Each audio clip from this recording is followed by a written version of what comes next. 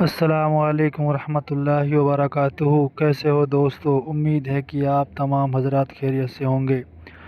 دوستو، حضرت جی مولانا سعد صاحب کے بیان سننے کے لیے ہمارے چینل کو سبسکرائب کریں اور ویڈیو کو زیادہ سے زیادہ لائک اور شیئر کریں۔ چلیے شروع کرتے ہیں دوستو اس بیان کو۔ الحمد لله نحمده ونستعينه ونستغفره ونؤمن به ونتوكل عليه ونعوذ بالله من شرور أنفسنا ومن سيئات أعمالنا، من يهده الله فلا مضل له ومن يضلله فلا هادي له، ونشهد أن لا إله إلا الله وحده لا شريك له، ونشهد أن سيدنا ونبينا ومولانا محمدا عبده ورسوله صلى الله تعالى عليه وعلى آله وصحبه وبارك وسلم تسليما كثيرا كثيرا. أما بعد، فأعوذ بالله من الشيطان الرجيم. بسم الله الرحمن الرحيم. إنما يخشى الله من عباده العلماء. وقال عليه الصلاة والسلام: العلم علمان، علم في القلب فذاك علم نافع، وعلم على اللسان فذاك حجة الله على ابن آدم، أو كما قال عليه الصلاة والسلام. میرا عزیز دوستو اور بزرگو، اس زمانے میں مسلمان اجتماعی طور پر ایک غلط فہمی کا شکار ہے، اور وہ غلط فہمی، غلط خیال یہ ہے کہ مسلمان ہر سیکھنے والی چیز کو علم سمجھ رہا ہے، ہر سیکھنے والی چیز کو علم سمجھ رہا ہے۔ یہی وجہ ہے کہ امت جہالت کی طرف دوڑ رہی ہے، جہالت کو علم سمجھ کر، جہالت کو علم سمجھ کر امت دوڑ رہی ہے جہالت کی طرف، جہالت کو علم سمجھ کر۔ وہ کہتے ہیں ہم سائنس کا علم حاصل کر رہے ہیں، ہم سائنس کا علم حاصل کر رہے ہیں، حالانکہ عیسیٰ علیہ السلام سائنس کو ختم کرنے کے لیے آئے۔ سائنس کا کیا مطلب؟ سائنس کا مطلب یہ ہے کہ کائنات میں جو کچھ ہو رہا ہے کائنات سے ہو رہا ہے، کائنات میں جو کچھ ہو رہا ہے کائنات سے ہو رہا ہے۔ یہ ساری سائنس کا خلاصہ ہے، یہ سارے سائنس کا خلاصہ ہے کہ کائنات میں جو کچھ ہو رہا ہے کائنات سے ہو رہا ہے۔ حضرت فرماتے تھے کہ کائنات سے کائنات کی تبدیلی کو جوڑنا یہی سب سے بڑی گمراہی اور یہی سب سے بڑی جہالت ہے۔ ہماری بات توجہ سننا، کائنات میں جو کچھ ہو رہا ہے کائنات سے ہو رہا ہے، یہ سائنس کا خلاصہ ہے، اور کائنات میں جو کچھ ہو رہا ہے خالق کائنات سے ہو رہا ہے۔ یہ انبیاء علیہ السلام کی دعوت کا اور ایمان کا خلاصہ ہے۔ یہ فرق ہے علم اور جہل میں۔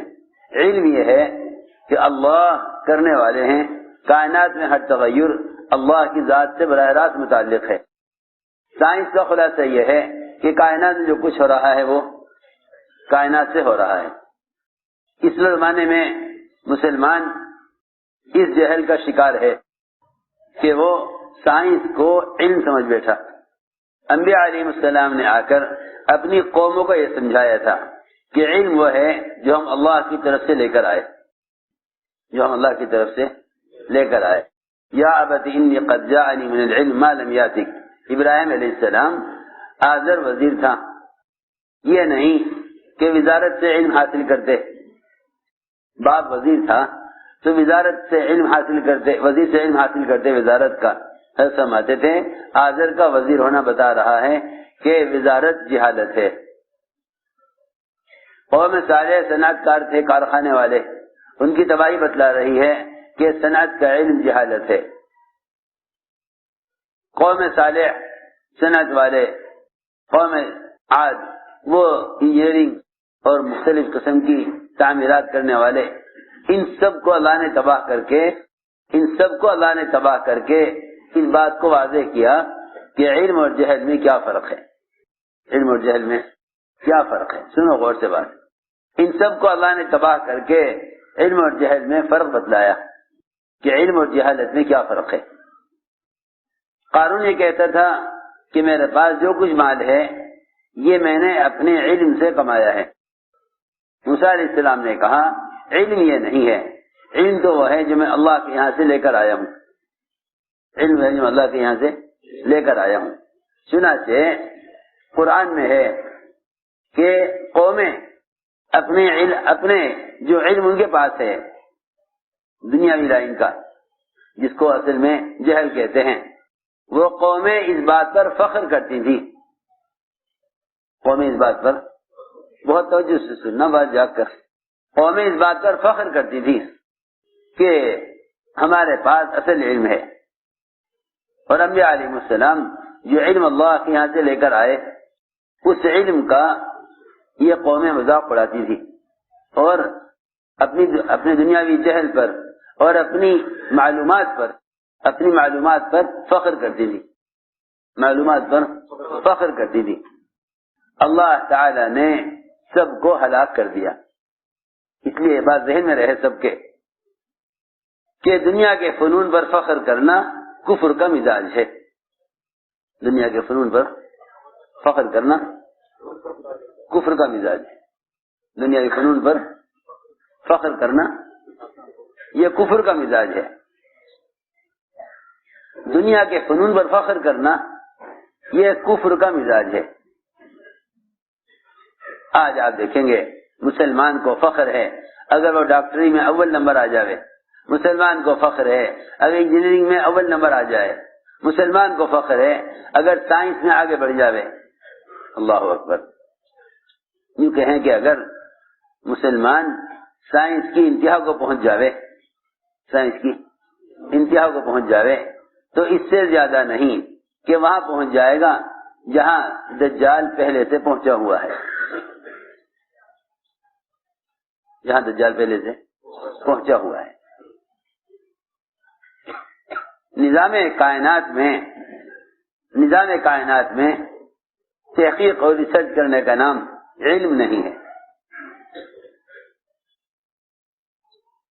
اس کا نام علم نہیں ہے، کیونکہ عیسیٰ علیہ السلام نے آ کر سب سے پہلے سائنس کو ختم کیا، سب سے پہلے آ کر یہ کہا کہ نہیں، کرنے والی ذات صرف اللہ کی ہے، کائنات کے کسی تغیر کا تعلق کائنات کے کسی سبب سے نہیں ہے، کائنات میں کسی بھی تبدیلی کا تعلق کائنات سے نہیں ہے، بلکہ براہ راست خالق کائنات سے ہے۔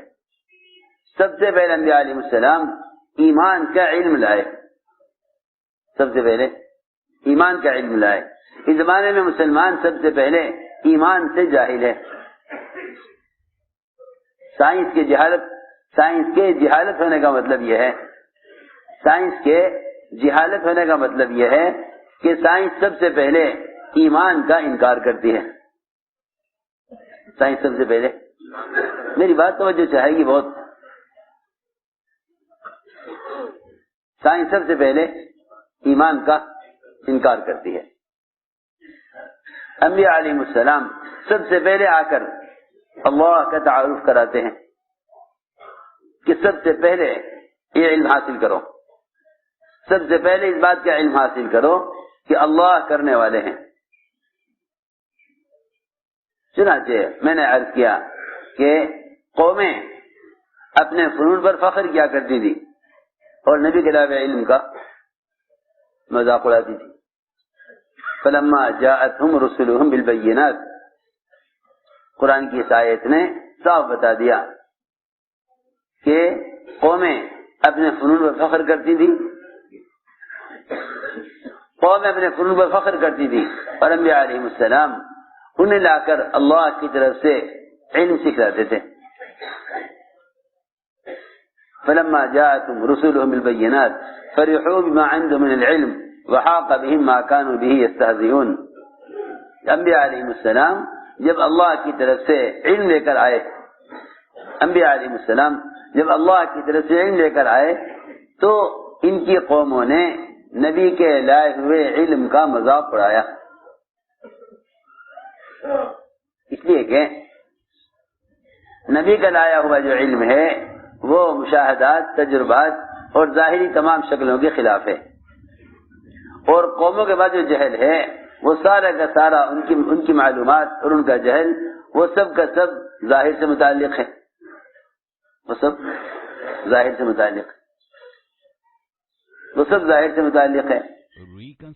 وہ ریسرچ کرتے ہیں دواؤں پر، غذاؤں پر، مختلف قسم کی جڑی بوٹیوں پر، سمندر کے اندر کی چیزوں پر اور زمین کے اندر کی تمام کانوں پر، معدنیات پر، وہ سب اس پر ریسرچ کرتے ہیں۔ انبیاء علیہ السلام اس سب کے خلاف ہیں۔ وہ یہ کہتے ہیں کہ نظام کائنات کا کائنات سے کوئی تعلق نہیں۔ سب سے پہلے نبیوں کی دعوت یہ ہے۔ میں نے اس پر عرض کیا کہ امت اس زمانے میں جہالت کی شکار ہے۔ وہ جہالت یہ ہے کہ مسلمان نے ہر چیخنے والی چیز کو علم سمجھ لیا ہے، ہر چیخنے والی چیز کو علم سمجھ لیا ہے، حالانکہ کتنی آسان بات ہے۔ سنو، علم میں لگنا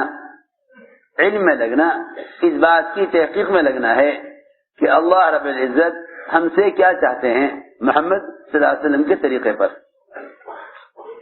بس صرف اس کو علم میں لگنا کہتے ہیں۔ عالم کا لفظ صرف اس سے بولا جائے گا جس بات کی تحقیق میں لگا ہوا ہو کہ اس کا رب اس سے کیا چاہتا ہے، اور وہ دوسری شرط اس کے ساتھ یہ بھی ہے کہ صرف محمد صلی اللہ علیہ وسلم کے طریقے پر کیا چاہتا ہے۔ اس لیے میں نے عرض کیا کہ علم میں لگنا اس بات کی تحقیق میں لگنے کو کہتے ہیں کہ اللہ ہم سے کیا چاہتا ہے۔ علم میں لگنا اس بات کی تحقیق میں لگنے کو کہتے ہیں اللہ ہم سے کیا چاہتا ہے۔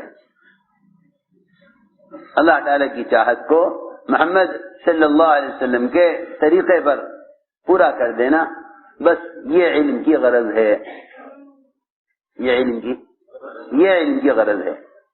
اور علم اسی کو کہتے ہیں، علم اسی کو کہتے ہیں۔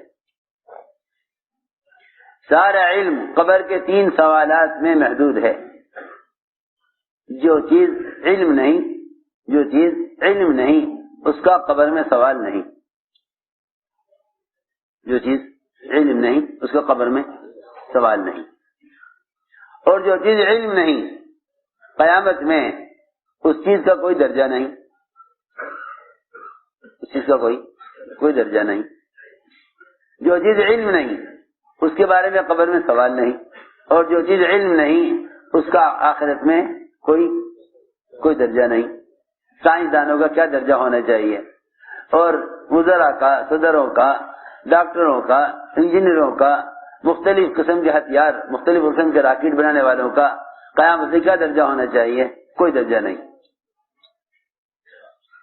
کیونکہ درجہ جو ملے گا وہ عالم کو بھی قیامت میں، عالم کو بھی درجہ عمل پر ملے گا، علم پر نہ ملے گا۔ اللہ اکبر۔ قیامت میں عالم کو جو درجہ ملے گا وہ درجہ عمل پر ملے گا، علم پر نہ ملے گا۔ تو جو چیز علم ہی نہیں ہے اس پر آخرت میں عزت کیسے مل جائے گی؟ اس میں آخرت میں عزت کیسے مل جائے گی؟ جو چیز علم ہی نہیں ہے سرے سے اس پر آخرت میں درجہ کیسے مل جائے گا جب آخرت میں عالم کو بھی درجہ علم کے بقدر نہ ملے گا؟ عالم کو بھی درجہ علم کے بقدر نہیں ملے گا۔ یہ نہیں کہ بڑا عالم ہے تو قیامت میں بڑا درجہ ملے، ایسا نہیں ہے، بلکہ علم کیونکہ عمل کے لیے ہے، علم کیونکہ عمل کے لیے ہے، اس لیے قیامت میں درجہ اتنے علم پر ملے گا جتنے علم پر عمل کیا ہے، جتنے علم پر عمل کیا ہے۔ میں نے عرض کیا علم کو سمجھنا بہت آسان ہے کہ علم کیا ہے۔ قبر کے 3 سوالات میں سارا علم محدود ہے، قبر کے 3 سوالات میں سارا علم محدود ہے۔ 3 سوال قبر میں ہوں گے، 3 سوال قبر میں ہوں گے۔ پہلا سوال من ربک، تم کس سے پلنے کا یقین لائے ہو، اور دنیا میں عملی طور پر کس کی ذات سے پلنے کو، عملی طور پر کس کی ذات سے جو پل کر آئے ہو یہ بتلاؤ۔ یہ نہیں کہ تمہیں اللہ سے پلنے کا علم ہے، کیونکہ قبر میں جو سوالات ہوں گے وہ معلومات کی بنیاد پر نہیں، یقین کی بنیاد پر ہوں گے۔ قبر کے سوالات معلومات کی بنیاد پر نہ ہوں گے۔ جو لوگ دین کی معلومات رکھتے ہیں وہ بھی کہیں گے ہم نہیں جانتے۔ جو لوگ دین کی معلومات رکھتے ہیں وہ بھی قبر میں کہیں گے کہ ہم نہیں جانتے پالنے والا کون ہے۔ تم دنیا میں عملی طور پر کس سے پل کر آئے ہو یہ بتلاؤ۔ تو قبر میں پہلا سوال ہوگا من ربک، کہ پالنے والا کون ہے؟ پالنے والا، قبر میں پہلا سوال ہوگا من ربک، کہ پالنے والا۔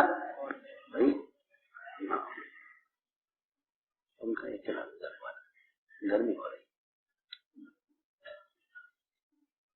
قبر میں سوال ہوگا کہ یہ بتاؤ کہ پالنے والا کون ہے؟ سب سے پہلا سوال ہے۔ معلوم ہوتا ہے کہ پہلے سوال ایمان سے متعلق علم کا ہوگا۔ پہلے سوال ایمان سے متعلق علم کا ہوگا۔ پہلے سوال ایمان سے متعلق علم کا ہوگا۔ من ربک، کس سے پہلے کا یقین لائے؟ حضرت فرماتے تھے کہ قبر میں زبان یقین پر چلے گی، معلومات پر نہیں چلے گی۔ قبر میں زبان یقین پر چلے گی، معلومات پر نہیں چلے گی۔ یہ کہہ دے گا کہ میں نہیں جانتا کہ پالنہار کون ہے۔ اس لیے میرے دوستو عزیزو، سب سے پہلے اس بات کو طے کرو، سب سے پہلے یہ بات طے کرو کہ ہمیں علم حاصل کرنا ہے، تاکہ ہم دعوت کے ذریعے سب سے پہلے اس جہل سے نکلیں، سب سے پہلے اس جہل سے نکلیں۔ اس لیے کہ اس زمانے کے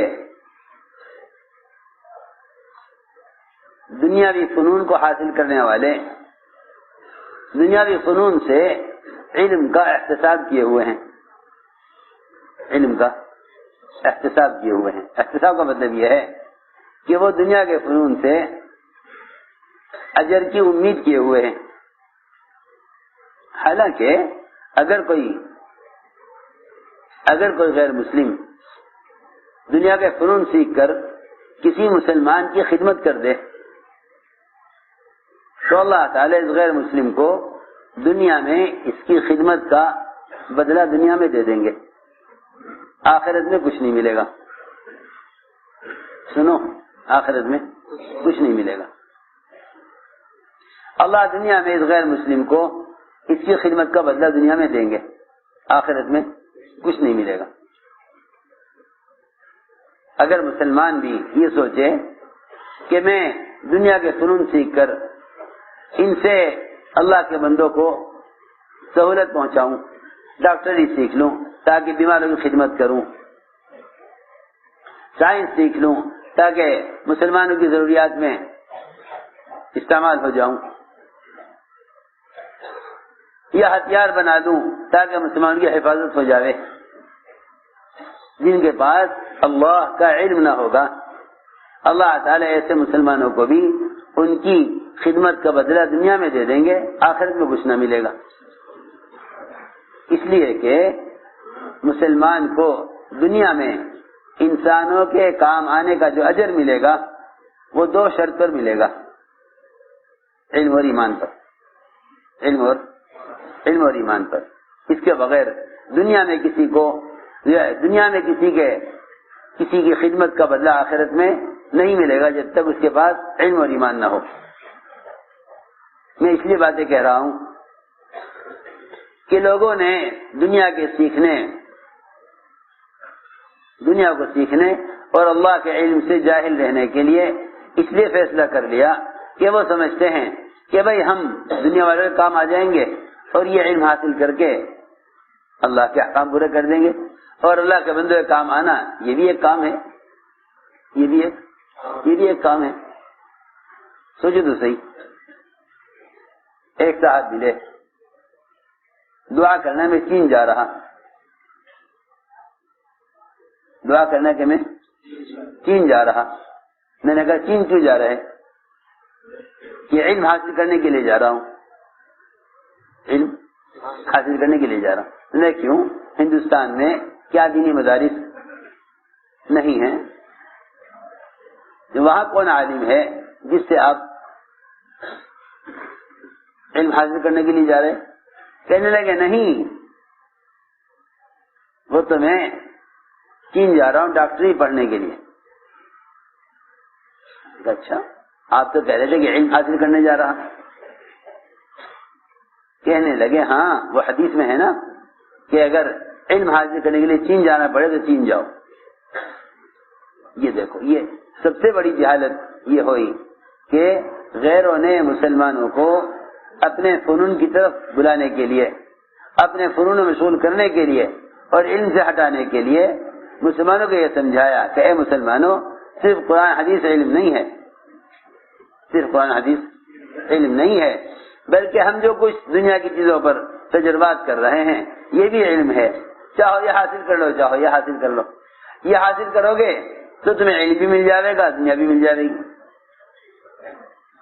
سوچو تو صحیح.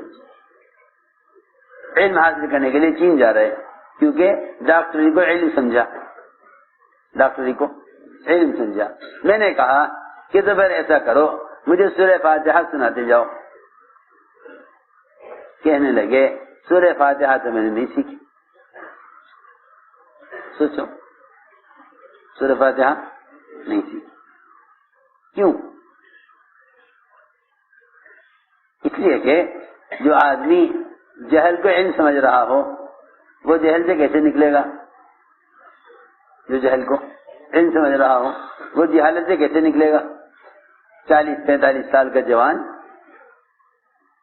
40-45 سال کا جوان سورہ فاتحہ نہیں جانتا کس چیز کو کہتے ہیں،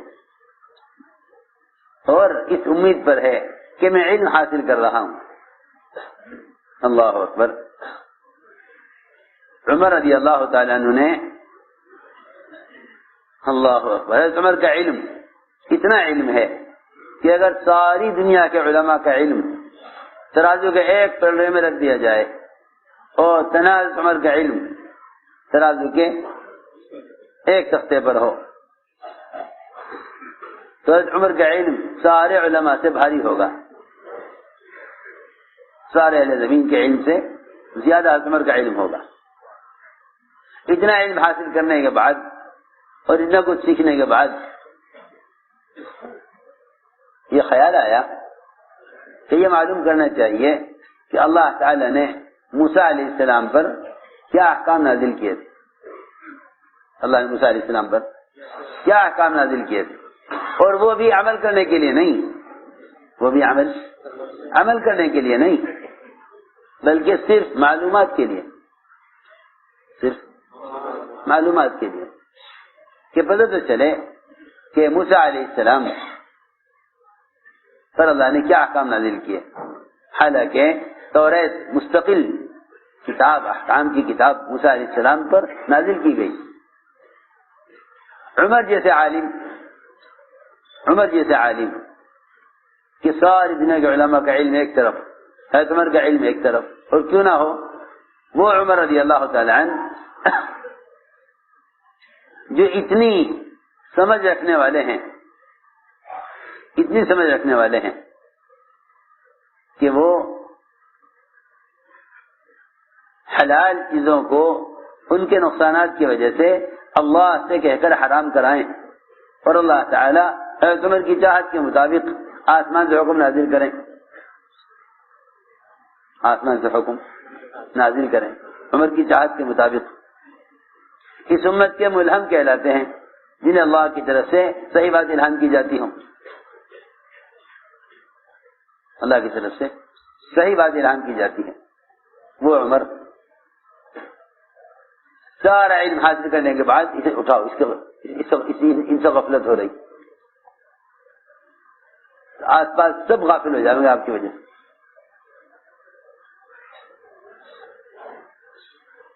اتنا علم حاصل کرنے کے بعد یہ خیال ہوا کہ دیکھنا چاہیے کہ موسیٰ علیہ السلام پر اللہ نے کیا علم نازل کیا تھا. چنانچہ توریت پڑھی. کیا پڑھی؟ توریت پڑھی. عمل کے لیے نہیں، معلومات کے لیے. عمل کا تو معلوم ہے انہیں کہ جس شخص کا بھی عمل سارے انبیاء علیہ السلام کے عمل کے مطابق ہو جاوے لیکن محمد صلی اللہ علیہ وسلم کے عمل کے مطابق نہ ہو، تطبیق ہمیشہ کے لیے ناکام ہوگا. اس لیے کہ سارے انبیاء علیہ السلام کے زمانے کے علوم اور ان کے زمانے کے احکام اس طرح منسوخ ہو گئے جس طرح آدمی کے اپنے قد و قامت پر آ جانے کے بعد اس کے پچھلے ہر زمانے کے کپڑے منسوخ ہو جاتے ہیں. جب آدمی اپنی قد و قامت کو پہنچ جاتا ہے، اپنے قد کو پہنچ جاتا ہے، اب مرنے تک اس کے بدن کا لباس اور اس کا بدن کے کرتے کی لمبائی ایک ہی رہے گی. یہ نہیں کہ وہ لمبا ہوتا رہے گا. 20 سال 22 سال عام طور سے کہتے ہیں طبا کہ آدمی کا قد یہاں تک بڑھتا ہے، اس کے بعد قد نہیں بڑھے گا. بچپن کے کپڑے نکالو، 5 سال کی، 6 سال 8 سال 10 سال کی عمر کے کپڑے نکالو تو بدن پر نہیں آئیں گے، بدن پر نہیں آئیں گے. ہر زمانے کے لباس سب منسوخ ہو گئے. ایک آخری لباس پہنا دیا گیا، اب موت تک کسی لباس میں رہے گا. موت تک سائز کپڑے کا یہی رہے گا. بس اس طرح عرض کر رہا کہ محمد صلی اللہ علیہ وسلم کی آمد پر پچھلے سارے علوم منسوخ ہو گئے. جو آدمی پر عمل کرنا چاہے گا اسے تنگی محسوس ہوگی، اس کو تنگی محسوس ہوگی.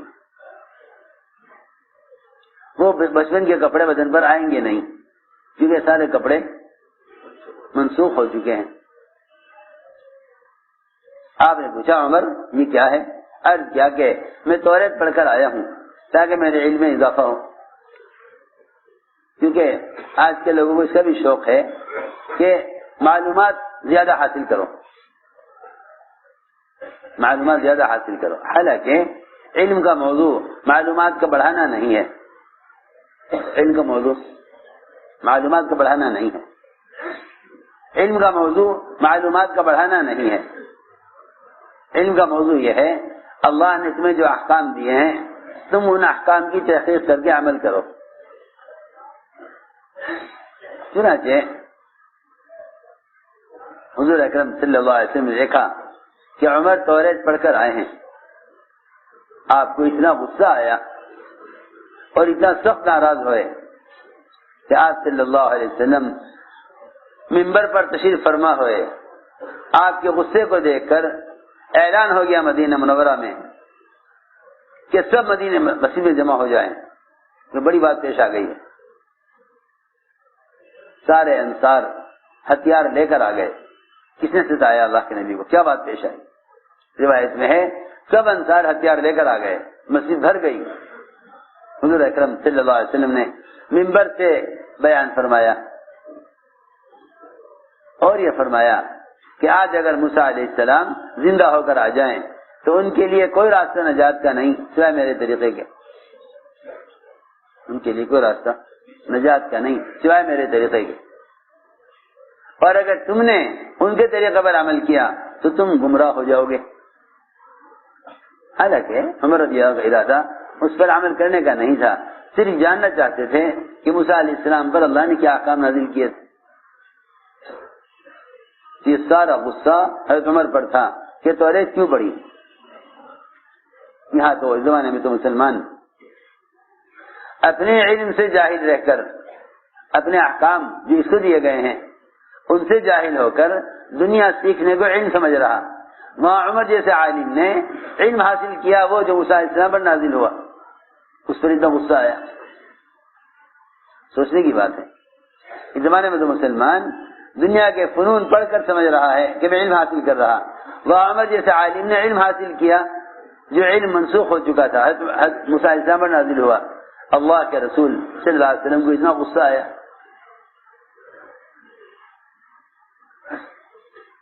حضرت عمر رضی اللہ تعالیٰ عنہ سارا بیان سن رہے تھے، سمجھ گئے کہ آج یہ سارا غصہ اور یہ سارا بیان عمر کے لیے ہو رہا ہے. عرض کیا رضیت باللہ رب والاسلام دینا، میں اللہ کو رب بنا کر اپنے دین اسلام کو جو دین آپ لے کر آئے ہیں اس کو اپنا مذہب بنا کر، اور میں محمد صلی اللہ علیہ وسلم کو اپنا مقتدی اور نبی بنا کر راضی ہوں۔ تو میں نے عرض کی یہ بات یہ سمجھانے کے لیے کہ میرے دوستوں عزیزوں، علم تو صرف وہ ہے جو ہم سے اللہ چاہتے ہیں اور محمد صلی اللہ علیہ وسلم کے طریقے پر چاہتے ہیں۔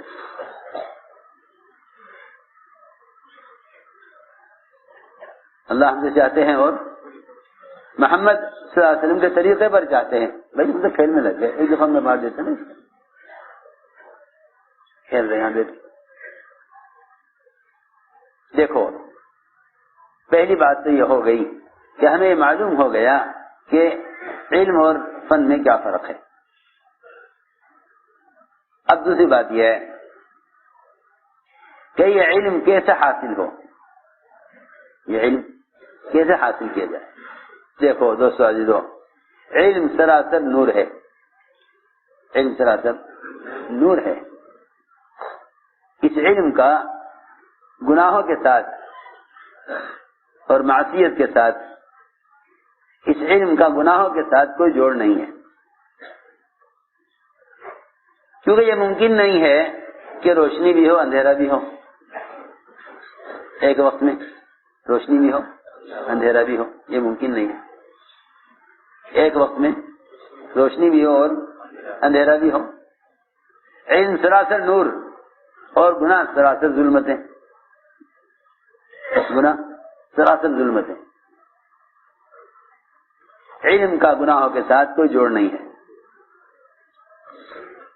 علم کا گناہوں کے ساتھ کوئی جوڑ نہیں ہے۔ اس لیے علم حاصل کرنے کے لیے سب سے پہلا کام یہ ہے کہ اپنے دل کو گناہوں سے صاف کرو، اپنے دل کو گناہوں سے۔ دیکھو دودھ فطرت اور علم اور ہدایت ہے، دودھ فطرت علم اور، سنو میری بات توجہ سے، دودھ فطرت اور علم اور ہدایت ہے۔ معراج میں حضور اکرم صلی اللہ علیہ وسلم کو دودھ اور شراب دونوں پیش کی گئی، دونوں پیش کی گئی۔ آپ صلی اللہ علیہ وسلم نے دودھ کو اختیار فرمایا، شراب کو نہیں، دودھ کو آپ نے اختیار کیا۔ اگر شراب اختیار کرتے ساری امت گمراہ ہو جاتی، آپ نے دودھ کو اختیار کیا، آپ نے دودھ کو اختیار کیا۔ دودھ علم ہے اور ہدایت اور فطرت ہے۔ میں نے یہ بات یہ سمجھانے کے لیے عرض کی ہے کہ اگر آپ کے برتن میں ذرا سا رات کا کھانا لگا رہ جائے، ذرا سا رات کا بچا ہوا کھانا لگا رہ جائے، برتن آپ پوری طرح صاف نہ کریں،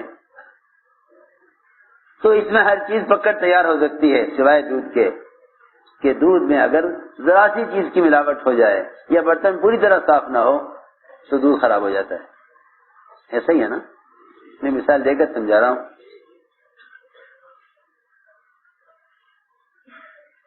ایک قطرہ لیمو کا آپ ڈال دیں دودھ میں، سارے دودھ کو پھاڑنے کے لیے اور سارے دودھ کو خراب کرنے کے لیے کافی ہے۔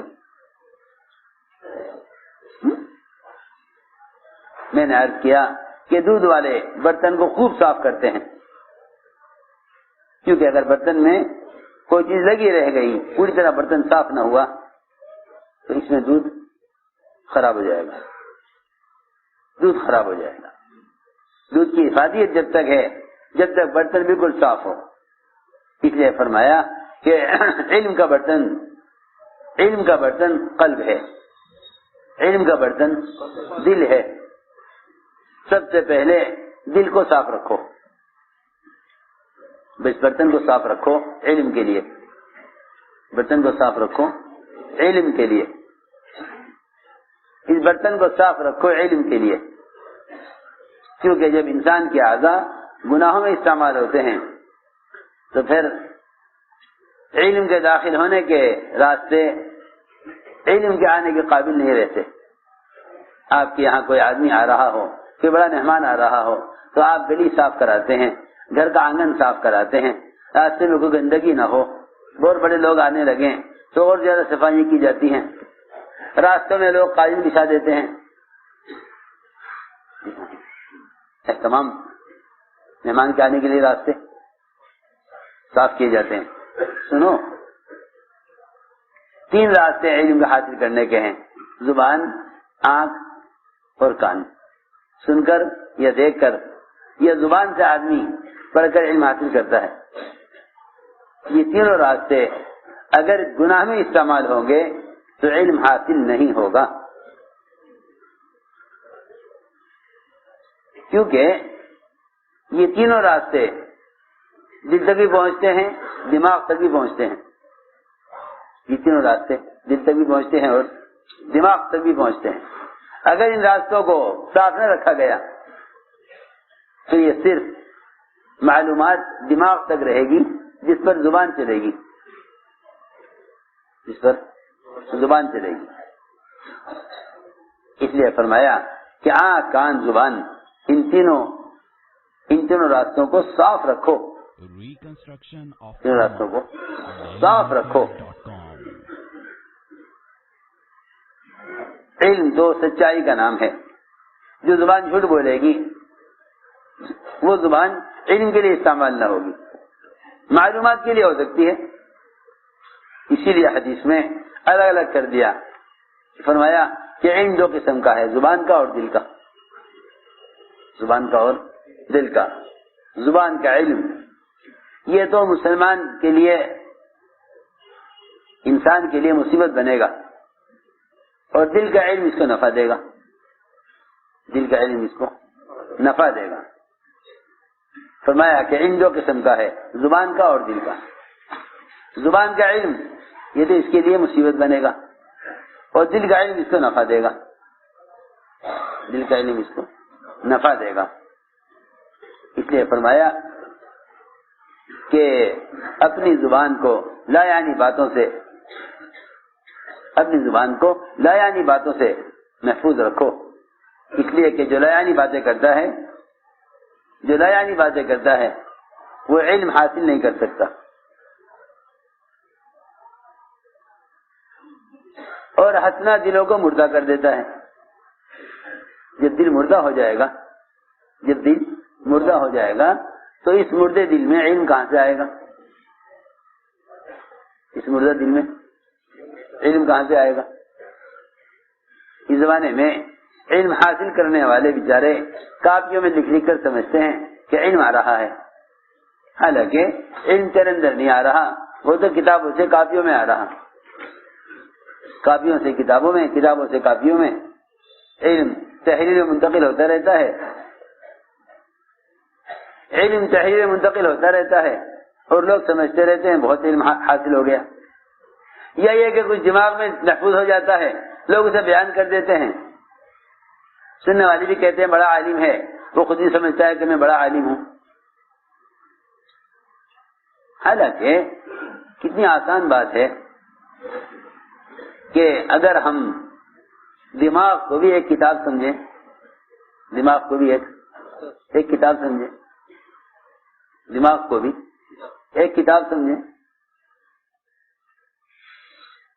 دماغ کو بھی ایک کتاب سمجھیں، تو پھر ایک کتاب سے دوسری کتاب میں علم کو نقل کر دینا یہ تو کوئی کمال کی بات نہیں ہے، یہ تو کوئی کمال کی بات نہیں ہے۔ ایک کتاب سے دوسری کتاب میں علم کو نقل کر دیا جائے، یہ تو کوئی کمال کی بات نہیں ہے۔ اگر کتاب سے علم دماغ میں آ گیا تو یہ تو کوئی کمال کی بات نہیں، کیونکہ عالم اس کو کہتے ہیں، عالم اس کو کہتے ہیں، عالم اس کو کہتے ہیں جو 24 گھنٹے اس بات کو جانتا ہو عملی طور پر کہ اللہ تعالیٰ مجھ سے اس وقت کیا چاہتے ہیں، اللہ مجھ سے اس وقت کیا چاہتے ہیں۔ یہ نہیں کہ انہیں اتنی معلومات ہے، اسے اتنی کتابیں یاد ہیں، یہ نہیں، اللہ اس وقت مجھ سے کیا چاہتے ہیں۔ اس لیے قرآن نے علم کو ذکر کہا ہے، انا نحن نزلنا الذکر، قرآن کو ذکر کہا، قرآن کو ذکر کہا، اور علماء کو قرآن نے ذاکر کہا، قرآن نے علماء کو ذاکر کہا ہے، قرآن نے علماء کو ذاکر کہا ہے۔ کیا مطلب ہے؟ مطلب یہ ہے کہ عالم وہ ہے جو ہر وقت اس بات کو یاد رکھے کہ اس کا رب اس سے اس وقت کیا چاہتا ہے۔ قرآن نے علماء کو ذاکر کہا ہے، قرآن نے علماء کو ذاکر کہا ہے، اہل ذکر کہا علماء کو، فَاسْأَلُوا أَهْلَ الذِّكْرِ إِن كُنتُمْ لَا تَعْلَمُونَ، نہیں جانتے ہو تو اہل ذکر سے پوچھو، یعنی علماء سے، کیوں کہ علماء انہیں کہتے ہیں جو ہر وقت یہ جانتے ہوں کہ ان کا رب ان سے کیا چاہتا ہے۔ تو میں نے عرض کیا کہ سب سے بنیادی بات یہ ہے کہ اللہ سے علم کے لینے کے لیے بنیادی شرط تقویٰ ہے، بنیادی شرط تقویٰ ہے۔ دیکھو تو صحیح، وہ آدمی عالم کیسے ہو سکتا ہے؟ ہماری بات توجہ سننا، وہ آدمی عالم کیسے ہو سکتا ہے جس کی زندگی سے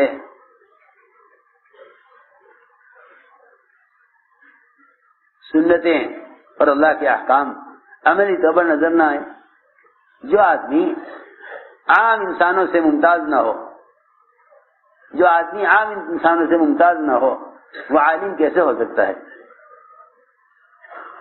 میری بات توجہ سے سننا بہت، جو عالم عام انسانوں سے ممتاز نہ ہو، یہ تو نہیں کہ کوئی آدمی بیان کرے تو آپ کہیں عالم ہے۔ قرآن نے تو اس کو عالم نہیں کہا، قرآن نے تو یہ کہا ہے کہ علماء صرف وہ ہیں کہ جن کی زندگی عام انسانوں سے مختلف ہو۔ اس کے لیے اللہ تعالی نے قرآن میں شرط لگائی ہے، ان تتقوا اللہ یجعل لکم فرقانا، ان تتقوا اللہ، عجیب آیت ہے، ان تتقوا اللہ یجعل لکم فرقانا، کہ ہم علماء کو امتیازی شان اس وقت دیں گے جب یہ سارے عام انسانوں کے درمیان میں ممتاز اور ان کی پہچان ان کی زندگی کی وجہ سے سب سے مختلف ہو، سب سے مختلف ہو۔ لیکن اس کے لیے تقوی شرط ہے، ان تتقوا اللہ یجعل لکم فرقانا، اگر تمہیں تقوی ہے تو اللہ تعالیٰ تمہیں غیروں سے چھانٹ کر الگ کر دیں گے، اللہ تمہیں غیروں سے چھانٹ کر الگ کر کے دکھلائیں گے اگر تمہیں تقوی ہے۔ ان تتقوا اللہ یجعل لکم فرقانا، معلوم ہوا کہ عالم کے لیے امتیازی شان ضروری ہے، عالم کے لیے امتیازی شان ضروری ہے، اور امتیازی شان تقوی کے بغیر حاصل نہیں ہوگی، تقوی کے بغیر حاصل نہیں ہوگی۔ یہاں تک فرمایا کہ جو آدمی حافظ قرآن ہے اس کے لیے یہ مناسب نہیں ہے کہ وہ عام انسانوں کی حرکتیں کریں، یا اس کی زبان پر گالی آئے، یا وہ چیخ کر اور آواز جو ہے بازاروں میں آوازیں بلند کرے۔ اتنا پابند کیا کہ جو آدمی قرآن سیکھ لے اس کی زندگی تو عام لوگوں سے مختلف اور ممتاز ہونی چاہیے۔ میں نے عرض کیا کہ علم کا حاصل کرنے کے لیے سب سے بنیادی شرط تقوی ہے، بنیادی شرط تقوی ہے۔ علم حاصل کرنے کے لیے بنیادی شرط تقوی ہے۔ لوگ سمجھتے ہیں کہ علم ذہانت سے بڑھے گا اور علم محنت سے بڑھے گا۔ آج کل پڑھنے والے بیچارے وہ زیادہ وقت مطالعے کو اور زیادہ وقت کتابوں کو دیتے ہیں اس خیال سے کہ زیادہ پڑھیں گے تو زیادہ علم ہوگا، زیادہ پڑھیں گے تو زیادہ علم ہوگا۔ صحابی نے سوال کیا حضور اکرم صلی اللہ علیہ وسلم سے اور یہ عرض کیا کہ یا رسول اللہ میں سب سے بڑا عالم بننا چاہتا ہوں، سب سے بڑا عالم بننا چاہتا ہوں، سنو میں سب سے بڑا عالم بننا چاہتا ہوں۔ آپ نے فرمایا اتق اللہ تکن اعلم الناس، کہ تم اللہ کا ڈر دل میں پیدا کر لو، تقوی اختیار کر لو، تم سب سے بڑے عالم ہو جاؤ گے۔ فرمایا اتق اللہ تکن اعلم الناس، تقوی اختیار کر لو، سب سے بڑے عالم ہو جاؤ گے، تقوی اختیار کر لو۔ معلوم ہوتا ہے کہ علم کا کمال تقوی میں ہے، علم کا کمال تقوی میں ہے، گناہوں کے ساتھ علم کا کوئی جوڑ نہیں ہے۔ لا یعنی باتیں اور اشعار کا یاد رکھنا علم کو بھلا دیتا ہے۔ حضرت فرمایا کرتے تھے جو اشعار یاد رکھے گا وہ قرآن یاد نہیں رکھ سکے گا۔ یہ نہیں کہ وہ حافظ قرآن نہ رہے گا، حافظ قرآن تو رہ جائے لیکن قرآن کا محافظ نہیں رہے گا، قرآن کا محافظ نہیں رہے گا۔ حافظ قرآن تو شاید رہ جائے اشعار یاد کر کے، لیکن قرآن کا محافظ رہ جائے۔ حضرت جو فرما رہے ہیں کہ جو اشعار یاد رکھے گا وہ قرآن یاد نہیں رکھ سکے گا۔ کیا مطلب ہے کہ اس کو ہر قدم پر، ہر موقع پر، زندگی کے تمام شعبوں میں، خرچ کرنے میں، کمانے میں، بیاہ شادیوں میں، لباس اور شکلوں میں، ہر موقع پر اسے یاد نہ آئے گا کہ قرآن مجھ سے کیا چاہتا ہے۔ زندگی اس کی قرآن کے خلاف ہو جائے گی اگرچہ حافظ قرآن ہو۔ تو یہ فرمایا کہ اشعار یاد نہیں کیا کرو ورنہ قرآن یاد نہیں رکھ سکو گے، قرآن یاد نہیں رکھ سکو گے۔ اشعار یاد نہیں کیا کرو ورنہ قرآن یاد نہیں رکھ سکو گے۔ حضرت علی فرماتے تھے کہ لایانی باتوں کی مجلسوں میں نہ بیٹھا کرو، اس لیے کہ لایانی کی مجلسیں قرآن کو بھلا دیتی ہیں، لایانی کی مجلسیں قرآن کو بھلا دیتی ہیں، لایانی کی مجلسیں قرآن کو بھلا دیتی ہیں، اور ہنسنا دلوں کو مردہ کر دیتا ہے۔ جب دل مردہ ہو جائے گا تو اس میں علم کیسے داخل ہوگا؟ کہ بھائی آپ مردے کان میں کچھ کہیں تو کیا سن لے گا؟ یہ کوئی جواب دے دے گا کہ نہیں؟ ہنسنے سے دل ایسا مردہ ہو جاتا ہے کہ آپ اس مردہ دل کو نہ علم سکھلا سکتے ہیں نہ اس سے کوئی جواب لے سکتے ہیں۔ صحیح حدیث میں ہے ان کثرت الضحک تمیت القلوب، کہ ہنسنا دلوں کو مردہ کر دیتا ہے۔ اور لایانی باتیں یہ علم کو بھلا دیتی ہیں، لایانی باتیں علم کو بھلا دیتی ہیں، لایانی باتیں علم کو بھلا دیتی ہیں، لایانی باتیں علم کو بھلا دیتی ہیں۔ شداد بن اوس رضی اللہ تعالی عنہ، شداد بن اوس رضی اللہ تعالی عنہ اپنے شاگردوں کو سبق پڑھا رہے تھے۔ سبق ختم ہوا تو کہنے لگے لاؤ بھائی لاؤ دسترخوان بچھاؤ دل بہلانے، لاؤ بھائی دسترخوان لگاؤ، دسترخوان لگاؤ دل بہلانے۔ یہ انہوں نے کہا یعنی کوئی اہم کام نہیں ہے کھانا پینا، کہ کھانا پینا تو کوئی اہم کام نہیں ہے، لاؤ دسترخوان لگاؤ دل بہلانے، اتنا کہہ دیا۔ شداد بن اوس بڑے صحابی ہیں۔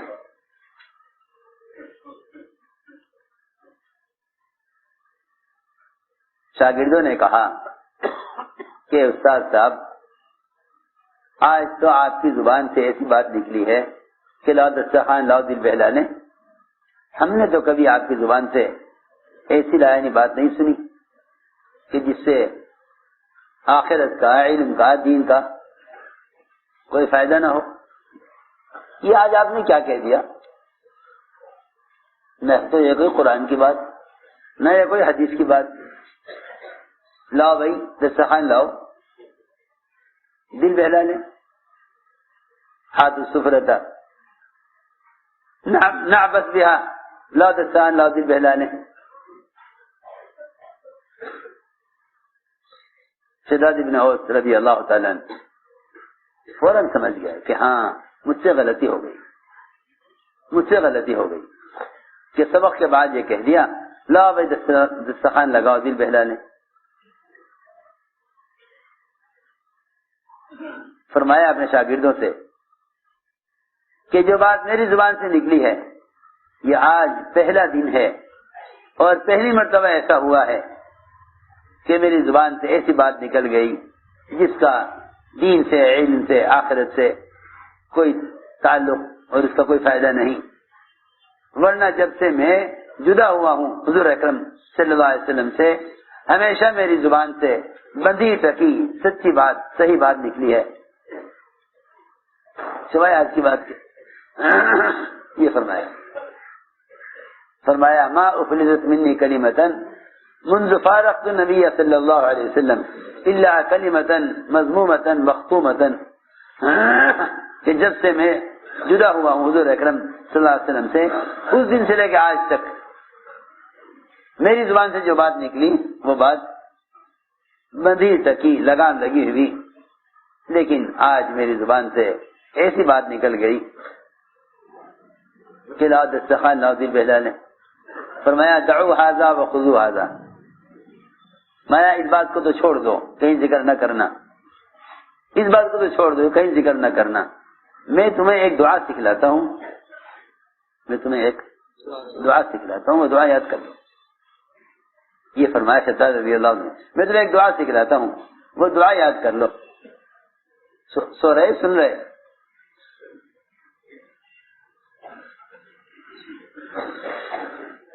گزرتی رہیں گی دعائیں, تم سوتے رہیے. میں تمہیں ایک دعا یاد دلاتا ہوں, یاد کراتا ہوں, وہ دعا یاد کر لو, اور جو بات میری زبان سے نکلی ہے اس کو چھوڑ دو. فرمایا یہ دعا یاد کرو, یہ لایانی سے بچنے کے لیے اور کرنے کے کاموں میں دل کو لگائے رکھنے کے لیے یہ دعا ہے. فرمایا اللہم انی اسألک التثبت فی الامر واسألک عزیمت الرشد واسألک شکر نعمتک وحسن عبادتک, اسألک قلبا سلیما ولسانا صادقا, اسألک خیر ما تعلم واعوذ بک من شر ما تعلم. یہ دعا شداد بن اوس رضی اللہ تعالیٰ عنہ نے اپنے شاگردوں کو اس وقت سکھلائی جب ان کی زبان سے ایک جملہ سبق کے بعد ایسا نکل گیا جس سے دین کا, علم کا, آخرت کا, عمل کا کوئی فائدہ نہیں تھا.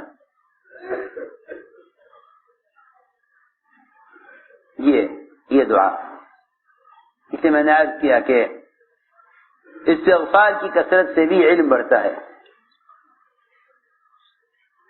اس لیے کہ گناہ علم کا حاصل کرنے میں رکاوٹ بنتے ہیں, اور استغفار کی کثرت گناہوں کو معاف کراتی رہتی ہے.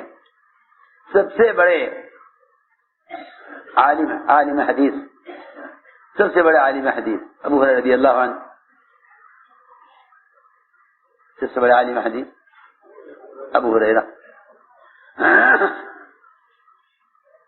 اس زمانے کے لوگ تو سمجھتے ہیں کہ پہلے ہم کاروبار, اسباب, تجارت, زراعت یہ حاصل کریں گے, پھر اپنے اسباب کو علم پر لگائیں گے, پھر علم حاصل ہوگا.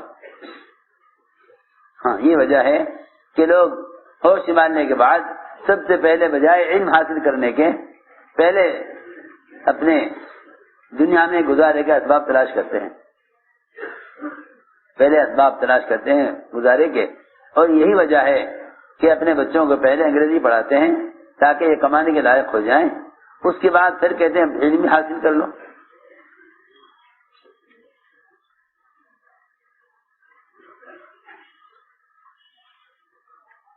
لوگ سمجھتے ہیں پہلے اسباب ہوں گے, پھر وہ اسباب علم پر لگیں گے, پھر علم حاصل ہوگا.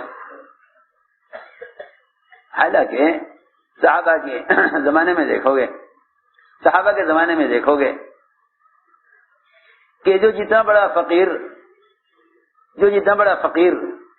وہ اتنا بڑا فقیر جتنا بڑا عالم، جتنا بڑا فقیر جتنا بڑا عالم، جتنا بڑا عالم، کیونکہ دنیا کی مشغولی علم سے غافل کر دیتی ہے۔ حضرت عمر رضی اللہ عنہ اس درجے کا عالم ہوتے ہوئے بھی کہتے ہیں کہ ہمیں تو بازار کی مشغولی نے علم سے مشغول کر دیا، اور یہ ابو ہریرہ یہ دوستی غلام، یہ قبیلہ دوست کا غلام، یہ آپ کے دروازے پر پڑا رہتا تھا علم کی طلب میں، علم کی طلب میں، کھانے کو ملے یا نہ ملے، پینے کو ملے یا نہ ملے، لیکن علم مل جائے، کیا مل جائے؟ علم مل جائے۔ دو چیزیں تو یہ مل گئیں کہ ابو رضی اللہ تعالی عنہ سب سے بڑے فقیر، کھانے کے لیے کچھ نہیں، کھانے کے لیے کچھ نہیں، کھانے کے لیے کچھ نہیں، لیکن سب سے بڑے عالم حدیث۔ علم کیسے بڑھ گیا؟ کہ علم کے بڑھنے کی بڑی وجہ ان کے استغفار کی کثرت ہے، ان کے ابو رضی اللہ عنہ روزانہ 12,000 استغفار کرتے تھے۔ کتنا؟ 12,000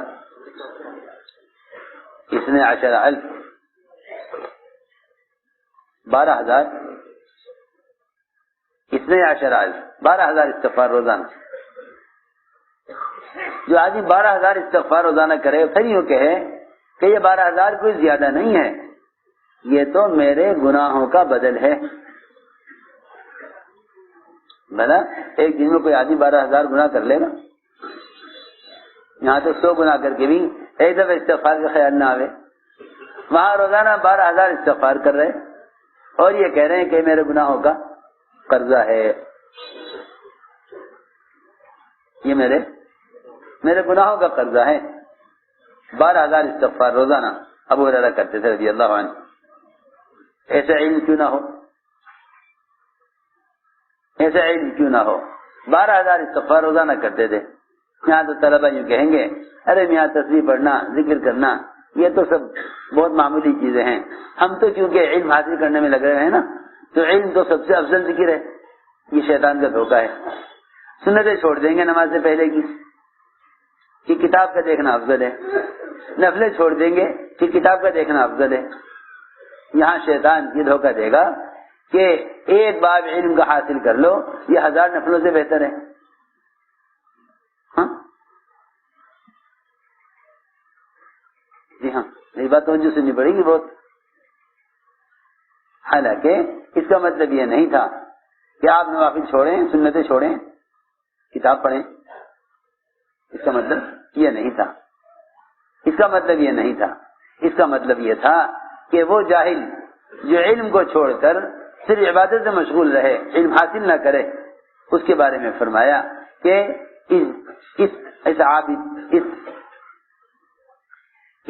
جو ہے اس جاہل سے جو عبادت میں لگا ہوا ہے، اس سے وہ عالم افضل اور بہتر ہے جو علم حاصل کر کے عمل کرے، ورنہ علم حاصل کر کے عمل نہ کرنے والے جہنم میں زیادہ سخت عذاب میں ہوں گے۔ تو آپ دیکھیں صحابہ کرام کے اقوال میں کہ وہ عالم جو عمل نہ کرے وہ زیادہ سخت عذاب میں ہوگا اس جاہل کے مقابلے میں جس نے جہالت کی وجہ سے عمل نہیں کیا، جہالت کی وجہ سے عمل نہیں کیا۔ میں نے عرض کیا کہ طلبہ وہ سنتوں کا، نوافل کا تو خاص اہتمام نہیں کرتے، کیونکہ ہم افضل کام میں لگے ہوئے ہیں۔ اللہ اکبر، علم اللہ کے قرب کے بغیر حاصل نہ ہوگا، اور اللہ کا قرب نوافل کے بغیر، نوافل کے علاوہ اور کسی اور چیز سے وہ قرب حاصل نہیں ہوتا جو نوافل سے ہوتا ہے۔ میں نے اسے عرض کیا کہ علم اللہ کے قرب سے حاصل کرو، علم اللہ تعالیٰ کے قرب سے حاصل کرو۔ اس لیے علم اور ذکر یہ دونوں ایک دوسرے کے ساتھ ایسے متلازم ہیں، مولوی صاحب فرماتے تھے کہ ذکر کے بغیر علم ظلمت ہی ظلمت ہے، ذکر کے بغیر علم ظلمت ہی ظلمت ہے، ذکر کے بغیر علم ظلمت ہی ظلمت ہے۔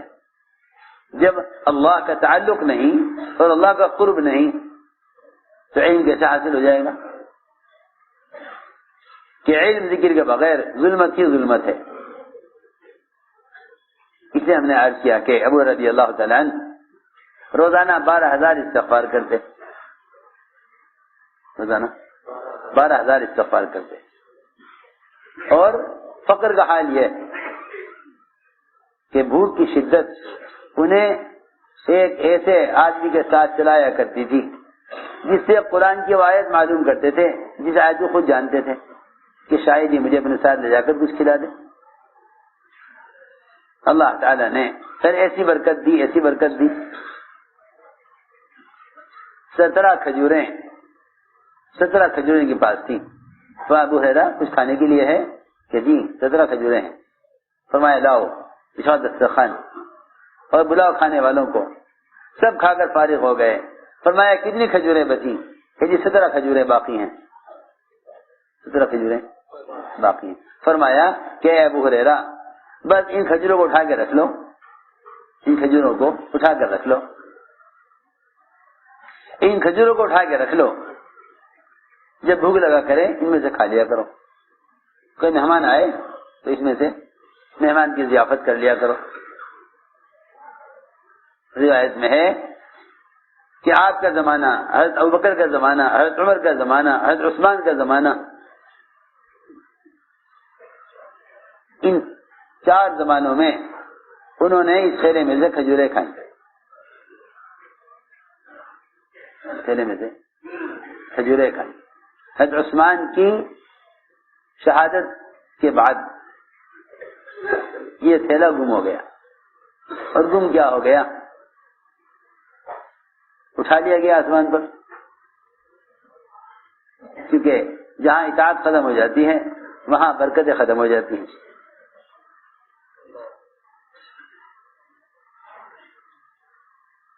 جی ہاں، حضرت عثمان کی شہادت پر میرا وہ تھیلا گم ہو گیا۔ ورنہ فرماتے ہیں کہ میں نے پھر حساب لگایا کہ میں نے آپ کے زمانے سے لے کر حضرت عثمان کی شہادت کے بعد تک اس تھیلے میں سے کتنی کھجوریں کھائی ہوں گی؟ تو فرماتے ہیں میں نے 1050 من کھجوریں کھائی اس میں سے۔ کتنی؟ 1050 من۔ کون سا باغ ہوگا جتنی کھجوریں دے؟ کون سا باغ ہوگا جو؟ کیسی عجیب بات ہے حضرت کی۔ مولانا فرماتے تھے اس زمانے کے مسلمانوں کو حکومتوں کے فنون پڑھا کر پلنے کا یقین ہے، اللہ کے علم پڑھا کر پلنے کا یقین نہیں ہے۔ اس زمانے کے مسلمانوں کو حکومت کا فنون، حکومت کا جہل پڑھا کر تو پلنے کا یقین ہے، اللہ جو خود رزاق ہیں ان کے علم کو پڑھا کر پلنے کا یقین نہیں ہے۔ سارے پروفیسر، سارے ڈاکٹر، انجینئر جتنے حکومت کے ملازم ہیں انہیں سب کو بے فکری ہے، حکومت کے ملازم ہیں، کالج میں پڑھاتے ہیں، حکومت پالے گی، تنخواہ وہ دیں گی، علاج وہ کرائیں گے، اسکول کی چھت ٹوٹے گی وہ ٹھیک کرائیں گے۔ کیوں؟ کہ حکومت کے فنون، حکومت کا جہل پڑھا رہے ہیں۔ حالانکہ حکومت رزاق نہیں، ان کے فنون پڑھا کر جو پلنے کا یقین ہے۔ اللہ جو رزاق ہے ان کی ذات سے جو علم نکل کر آیا ہے اس علم کو پڑھا کر پلنے کا یقین نہیں، اس علم کو پڑھ کر پلنے کا یقین۔ یوں سوچتے ہیں پہلے اسباب ہوں پھر وہ اسباب علم پر لگیں پھر علم حاصل ہو۔ اور صحابہ فقر کے ساتھ علم حاصل کر رہے، فقر کے ساتھ علم حاصل کر رہے، صحابہ فقر کے ساتھ علم حاصل کر رہے۔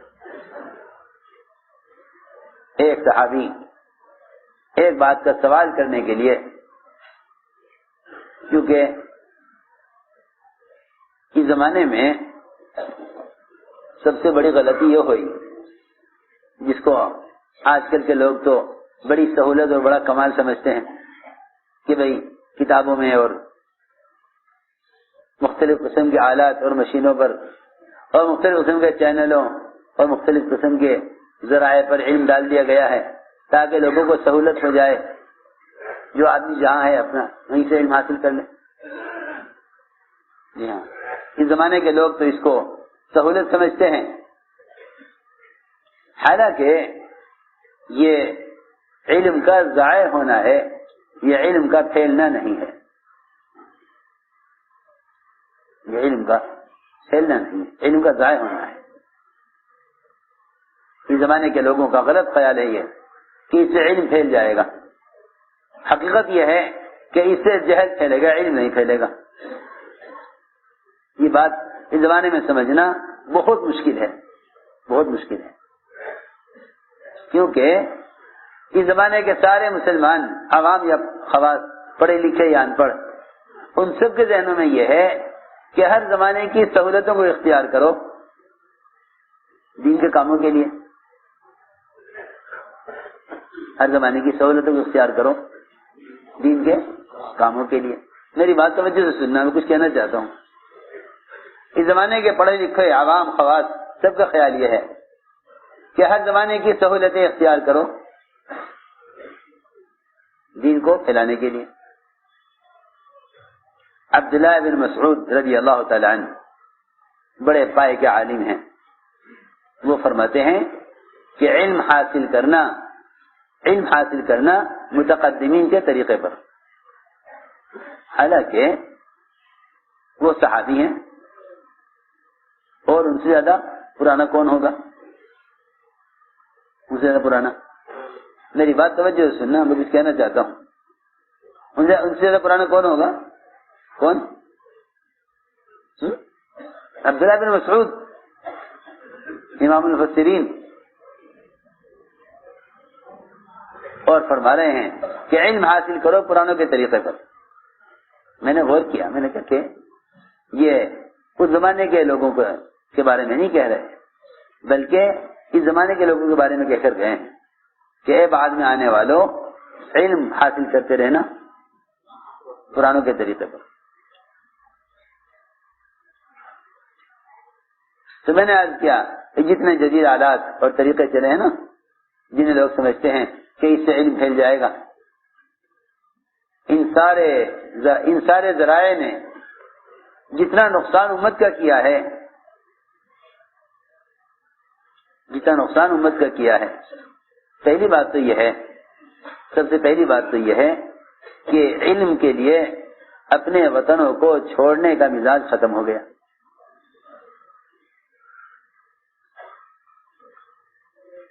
بھئی کہاں جائیں گے، یہیں علم آ جائے گا گھر پہ۔ حالانکہ جب ایک آدمی اپنے گھر سے قدم اٹھاتا تھا علم حاصل کرنے کے لیے، اس کے قدم اٹھاتے ہی ساری مخلوق، زمین کی اور آسمان کی ساری مخلوق، سارے آسمان کی مخلوق اور ساری زمین کی مخلوق جتنی پانی میں یا خشکی میں ہے، یہ سب کے سب اس طالب علم کے لیے دعائے مغفرت میں مشغول ہو جاتی ہیں۔ علم حاصل کرنے کے لیے اپنی جگہ سے قدم اٹھانے پر، ایک تو یہ پہلی بات کہ ان آلات ذرائع نے جب علم کے لیے نقل حرکت کو ختم کر دیا، تو یہ ساری وہ مخلوق جو معصوم ہے، ساری اللہ کی وہ مخلوق جو گناہوں سے معصوم ہے، اور ان کی دعائیں اللہ کے ہاں مقبول ہیں،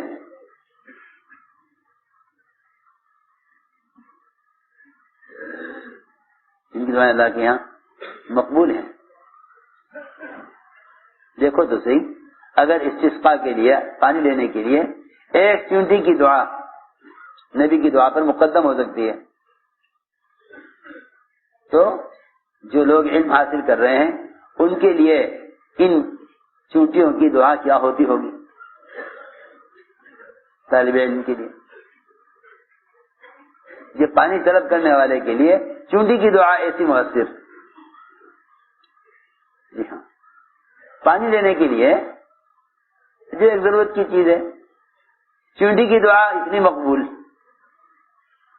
کہ نبی کی دعا پر سبقت لے جاوے، تو اسے اندازہ کرنا چاہیے کہ جو چونٹی طالب علم کے لیے دعا کر رہی ہے، اس کی دعا کا کیا درجہ ہوگا؟ اس کی دعا کا کیا درجہ ہوگا؟ میں نے عرض کیا کہ ساری مخلوق کی دعاؤں سے یہ محروم ہو گئے، کیونکہ علم کے لیے وطن کو چھوڑنا، علم کے لیے ہجرت کرنا ختم۔ دوسری بات یہ تھی کہ سارے فرشتے پر بچھاتے تھے طالب علم کے پیروں کے نیچے، جہاں جہاں بھی علم کی طلب میں جاوے گا اس کے پیر کے نیچے فرشتے پر بچھائیں گے۔ اس سے بڑھ کر بات یہ ہے کہ اپنی جگہ چھوڑ کر غفلت کے ماحول سے نکل کر علماء کی مجلس میں، علماء کی صحبت میں، تربیت کے ماحول میں رہ کر علم حاصل کرتے ہیں۔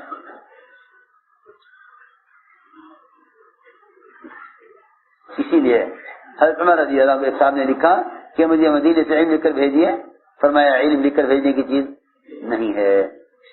اب تو علم لکھ کر ٹیپ کر کے دنیا پھیلانے کو لوگ دین کی خدمت سمجھ رہے ہیں، اور پہلے ہر عالم یہ اس کوشش میں ہوتا تھا کہ گشت کر کے لوگوں کو تعلیم کے حلقے میں مسجد میں جمع کر لوں علم سکھلانے کے لیے۔ ابو ہریرہ امام المحدثین تعلیم کے حلقوں کے لیے بازار سے لوگوں کو اٹھا کر مسجد میں لاتے تھے کہ وہاں میراث تقسیم ہو رہی ہے مسجد میں، تم بازار میں کیوں ہو؟ علم مسجد سے لیا جاتا تھا، علم مسجد سے لیا جاتا تھا۔ اب سارے علم کے شعبے مسجد سے نکل گئے، سارے علم کے شعبے مسجد سے نکل گئے، کیونکہ عمل کی استعداد اور ہدایت کے حاصل کرنے کا تعلق اصل مسجد سے تھا۔ اس لیے مسائل اور فضائل اور علم اور تفسیر اور اس سے متعلق سارے علوم مسجد سے سکھلائے جاتے تھے، تاکہ یہاں فرشتوں کے پروں میں رہ کر علم کا نور دل میں اترے اور عمل کی استعداد پیدا ہو، عمل کی استعداد پیدا ہو مسجد کے ماحول سے۔ ایسا فرماتے تھے اس زمانے کی ضروریات نے علم کو مسجد سے نکال دیا، ورنہ علم مسجد سے لیا جاتا تھا۔ صفہ قیام گاہ تھی، درسگاہ نہیں۔ صفہ قیام گاہ تھی لیکن مسجد درسگاہ تھی۔ صفہ ہاسٹل تھا قیام کا، صفہ ہاسٹل تھا قیام کا، لیکن درس کی جگہ مسجد۔ صفہ مسجد سے باہر تھا، صفہ مسجد سے باہر تھا۔ لایانی بات کرنے والوں کو عمر رضی اللہ عنہ صفے پر بٹھا دیا کرتے تھے کہ اسے مسجد سے نکال کر صفے پر بٹھا دو اگر یہ مسجد میں بیٹھ کر کوئی دنیا کی بات کرے۔ جی ہاں، میں اس لیے عرض کر رہا کہ صفہ مدرسہ نہیں تھا، صفہ قیام گاہ اور مسجد درسگاہ۔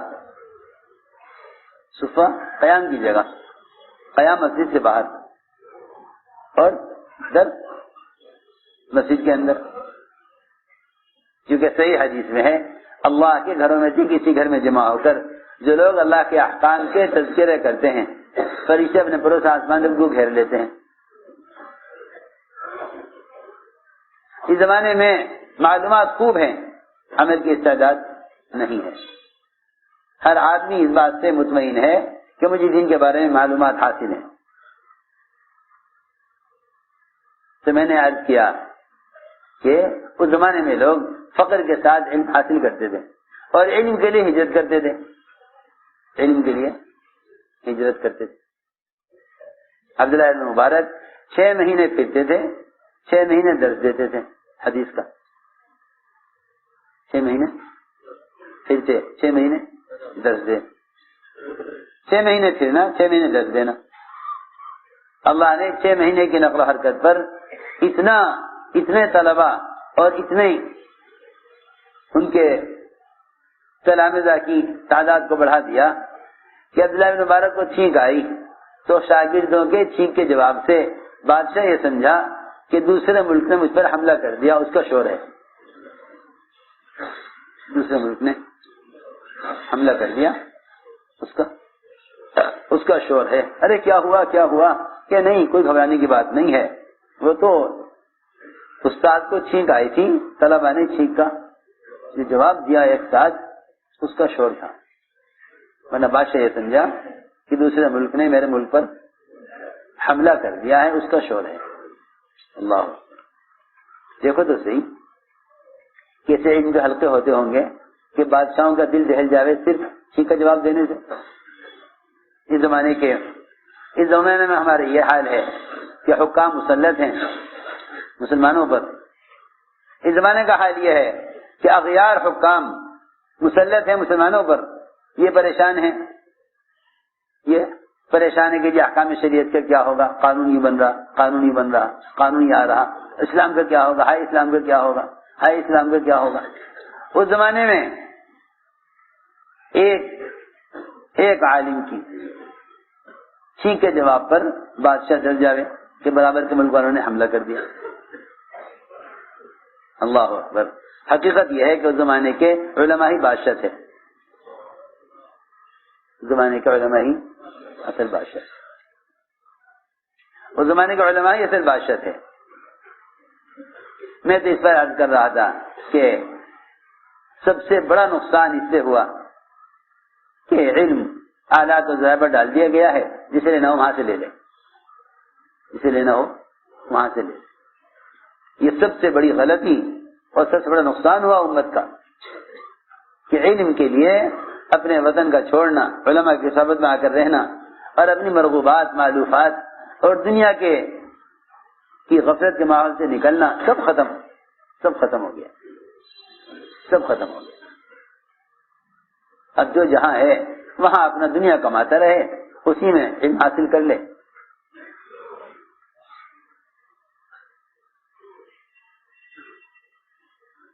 ایک صحابی دور سے آئے، بہت چل کر سفر کر کے سواری پر سوار، ایک سوال کرنے کے لیے حضور اکرم صلی اللہ علیہ وسلم سے۔ اونٹ بچکا اور وہ اونٹ سے گرے اور ان گردن ٹوٹ گئی، انتقال ہو گیا۔ سوال کرتے کرتے بیچارے سوال کرنے سے پہلے انتقال ہو گیا۔ آپ نے فرمایا کہ اپنے اس دیہاتی کی تجربہ تقسیم کا انتظام کرو، بیچارہ طلب علم کے لیے آیا تھا اور فاقے کے ساتھ علم حاصل کرنے آیا تھا، فاقے کے ساتھ۔ صحابہ نے عرض کیا کہ آپ نے اس کے فاقے کو کیسے پہچان لیا؟ اس کے فاقے کو آپ نے کیسے پہچان لیا؟ اس نے تو کسی سے اپنی بھوک کا ذکر نہیں کیا۔ آپ نے فرمایا کہ جب اس کی روح نکلی تو جنت کی حوریں اس کے منہ میں لقمے دے رہی تھی، اس سے میں سمجھا کہ یہ فاقے کے ساتھ علم حاصل کرنے کے لیے آئے۔ میرا عزیز دوستو، بات اصل یہ ہے کہ علم کے لیے نقل و حرکت تھی۔ ایک حدیث کی تحقیق کے لیے اونٹ خریدا، اس پر کجاوا باندھا، اس پر سوار ہوئے، مدینہ منورہ سے 1 مہینے کا سفر کر کے ایک حدیث کو پوچھنے کے لیے گئے کہ یہ روایت آپ نے سنی ہے حضور اکرم صلی اللہ علیہ وسلم سے؟ کہ ہاں۔ وہیں سے واپس ہو گئے، وہیں سے واپس ہو گئے۔ ٹھہرو تو صحیح، آؤ بیٹھو، چلا، پہلے تو مجھے آپ حدیث بتا دیجئے نیچے سے، ایسا نہ ہو کہ میرے اوپر جانے تک میرا وقت زندگی ختم ہو جائے یا آپ کو ختم ہو جائے، یا کوئی چیز حائل ہو جائے میرا آپ کے درمیان۔ آپ مجھے وہیں سے حدیث بتا دیجئے۔ وہاں سے حدیث سنی، وہیں سے واپس ہو گئے۔ 1 مہینے کی مسافت کا سفر، وہیں سے واپس۔ کیوں ٹھہرتے کیوں نہیں؟ میں نہیں چاہتا کہ علم کے حاصل کرنے کے سفر میں کوئی دوسرا مقصد شامل ہو، علم کے حاصل کرنے کے سفر میں کوئی دوسرا مقصد شامل ہو۔ ساری بات یہ سمجھانے کے لیے عرض کر رہا ہوں کہ اس زمانے میں یہ بڑا نقصان ہوا کہ علم کو علماء کی صحبت اور ان کے مجالس کے بغیر حاصل کرنے کی سہولتیں ہو گئیں۔ کہاں نبی خود معلم تھے اور کہاں یہ دنیا کے آلات اور ذرائع معلم بن گئے۔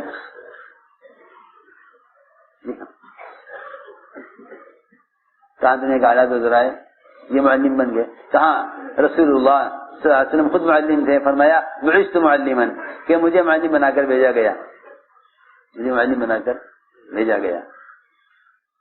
تو میں نے عرض کیا کہ اس راستے کی نقل و حرکت کا سب سے بنیادی سبب امت کو جہالت سے نکالنا اور اپنا علم لے کر امت کے پاس خود جانا, یہ نہیں کہ جسے علم حاصل کرنا ہے ہمارے پاس آ جائے. یہ نہیں تھا جسے علم حاصل کرنا ہمارے پاس آئے, یہ نہیں تھا. بلکہ جس کے پاس علم تھا ان کو حضور اکرم صلی اللہ علیہ وسلم نے چن چن کر مدینے سے باہر نکالا, چن چن کر مدینے سے باہر نکالا. سید العلماء معاذ بن جبل اردن میں مدفون ہے. کہاں؟ اردن میں ہے دفن, اردن میں دفن کیے گئے. یہ نہیں کہ جسے علم حاصل کرنا ہے وہ مدینے میں آئے, علماء مدینے سے باہر نہیں جائیں گے. سنو تو صحیح, علم لکھ کر نہیں بھیجا,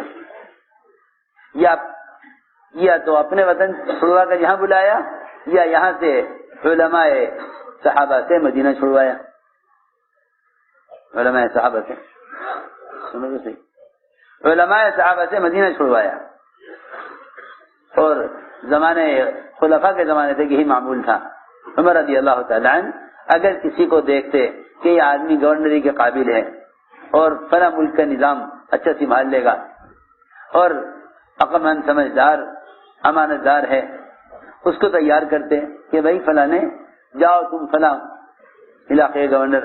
اس زمانے کے مسلمان تو مال لگا کر, جھوٹ بول کر, سفارشیں لگا کر کسی طرح الیکشن میں کھڑے ہوتے ہیں تاکہ کم سے کم میئر ہی بن جائیں.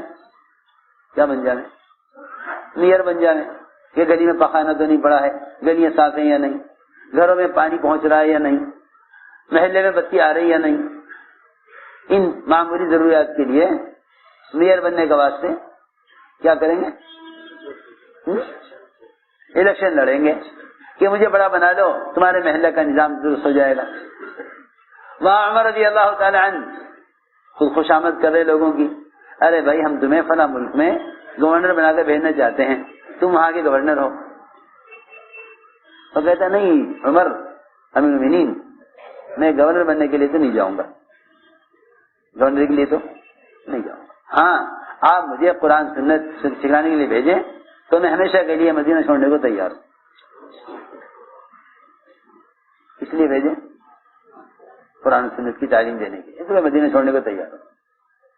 لیکن آپ مجھے بھیجیں وہاں گورنر بنا کر, اس کے لیے میں جانے کو تیار نہیں.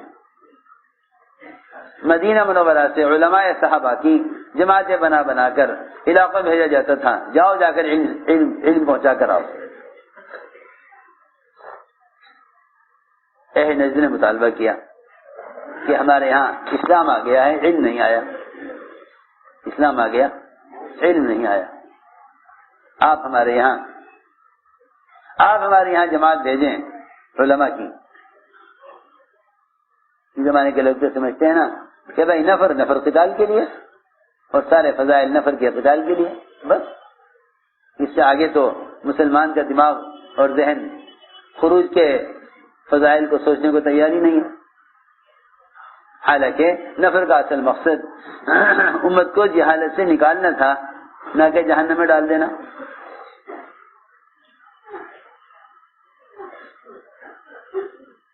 آپ نے اہل نجد کے مطالبے پر علماء کی جماعت تشکیل کی, علماء کی جماعت کی تشکیل کی, اور یہ کہتے ہوئے تشکیل کی کہ مجھے اہل نجد پر اطمینان نہیں ہے, اہل نجد پر اطمینان نہیں ہے, مجھے اطمینان نہیں ہے کہ وہ میری جماعت کے ساتھ کیا کریں گے. لیکن کیونکہ ان کے اندر علم کی طلب ہے اور وہ علم حاصل کرنا چاہتے ہیں, تو آپ نے 1-2 نہیں 70 علماء چنے صحابہ میں سے, جنہیں قرہ کہا جاتا تھا, جن کو قرہ اور علماء, اللہ اکبر, قرہ اور علماء کہا جاتا تھا. آپ نے 70 چنے اپنے صحابہ میں سے, 70 علماء چنے اپنے صحابہ میں اور ان کو بھیجا. 70 کو ایک ساتھ، نہ کوئی ہتھیار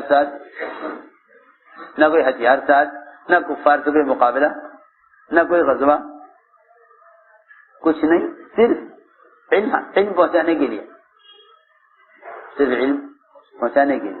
70 علماء ایک ساتھ ایک وقت میں. انہیں لے جا کر ان علماء کو بیر معونہ میں سب کو قتل کر دیا. سارے علماء کو قتل کیا گیا. 70 علماء شہید کیے گئے بغیر کسی غزوے کے، بغیر کسی معرکے کے، بغیر کسی مقابلے کے، بغیر کسی. انہوں نے کہا بھی کہ بھائی ہم تو لڑنے کے لیے نہیں آئے، ہم تو غزوے کے لیے نہیں آئے، قتال کے لیے نہیں آئے، ہم تو حضور اکرم صلی اللہ علیہ وسلم کے ایک اہم کام کے لیے جا رہے ہیں، علم پہنچانے کے لیے، جا رہے ہیں. ہم تو اسلام کے لیے نہیں آئے، ہم تو علم پہنچانے کے لیے آئے. لیکن سب کو بیر معونہ میں قتل کر دیا گیا. کتنی بڑی جماعت، 70 صحابہ کی، علماء سب فقہا قراء، انہیں آپ نے چن کر جماعت بنا کر بھیجا باوجود اطمینان نہ ہونے کے. اور اس زمانے کا مسلمان بیچارہ یوں سمجھے کہ وہ نفر کے فضائل تو قتال کے لیے تھے، حالانکہ قرآن نے خود نفر کا مقصد بیان کیا ہے. قرآن نے خود نفر کا مقصد بیان کیا کہ اللہ کے راستے کا نفر علم کو امت تک پہنچانے کے لیے ہے.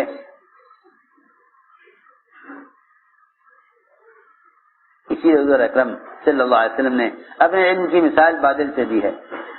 علماء کو وارث بتایا، علماء کو اپنا وارث بتایا، علم کی مثال بادل سے دی. جی ہاں، بادلوں میں حرکت ہوتی ہے، زمین میں جمود ہے، زمین میں جمود اور ٹھہراؤ ہے، اور بادلوں کے اندر حرکت ہے. امت کی مثال زمین سے دی اور بادلوں کی مثال اپنے علم اور علماء سے دی کہ میں جو علم ہدایت دے کر آیا ہوں بادل کی طرح. یہ روایت ہے، لمبی روایت ہے اور بڑی عجیب و غریب روایت، جس میں امت کی 3 قسمیں بیان کی گئی. زمین کی طرح، پانی جذب کرنے والی اور گھاس اور درخت پھل پھول اگانے والی. وہ زمین جو پانی کو جمع کر لے، وادیاں، ڈیم جہاں پانی جمع ہو جاتا ہے. پھر وہ زمین جس پر پانی برس کر بہ جائے. ایسی امت کی 3 قسمیں بیان کی. علم کو حاصل کر کے دوسروں کو پہنچانے والے، علم کو حاصل کر کے دوسروں کو نفع دینے والے. علم ایسے بھی زمین ہے کہ جس پر بارش ہو کر پانی بہ جاتا ہے، پتھریلی زمین، شوریلی زمین. ایسے ہی فرمایا کہ محنت سب پر، ابو جہل پر بھی، ابو طالب پر بھی، ابو ہریرہ پر بھی. وہ اسلام بھی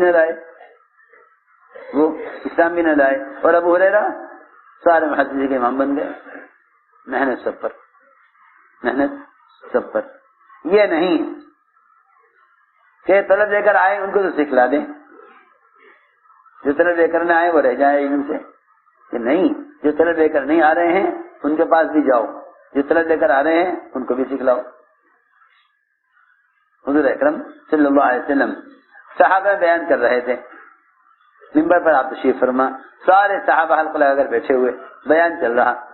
اسی بیان کے دوران ایک آدمی مسجد کے دروازے پر آیا، دیہاتی.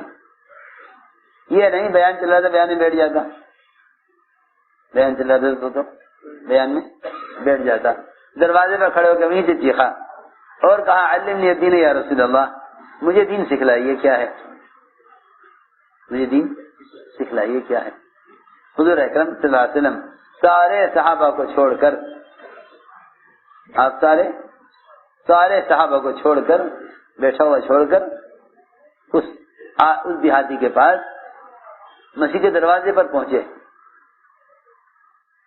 اور اتنی دیر آپ نے اس کو دین سکھلایا اور سمجھایا کہ آپ کے لیے کرسی لائی گئی. آپ کے لیے کرسی لائی گئی، اس کرسی پر آپ بیٹھے، روایت میں ہے کرسی کے پیر لوہے کے تھے، اس پر آپ بیٹھے، اس پر بیٹھ کر آپ نے اس دیہاتی کو دین سکھلایا۔ یہ نہیں کہ بیان میں بیٹھ کے سیکھ لو، یہ نہیں کتاب لے کر سیکھ لو، ایک دیہاتی کو اس کو دین سیکھنے کی طلب اس کی پوری کرنے کے لیے سارے صحابہ کو چھوڑ دیا آپ نے جنہیں آپ بیان فرما رہے تھے، اور اس کو دین سکھلا کر فرائض بتلا کر اسلام کے، پھر آپ واپس منبر پر آئے، پھر بیان شروع کیا۔ سمجھے بات؟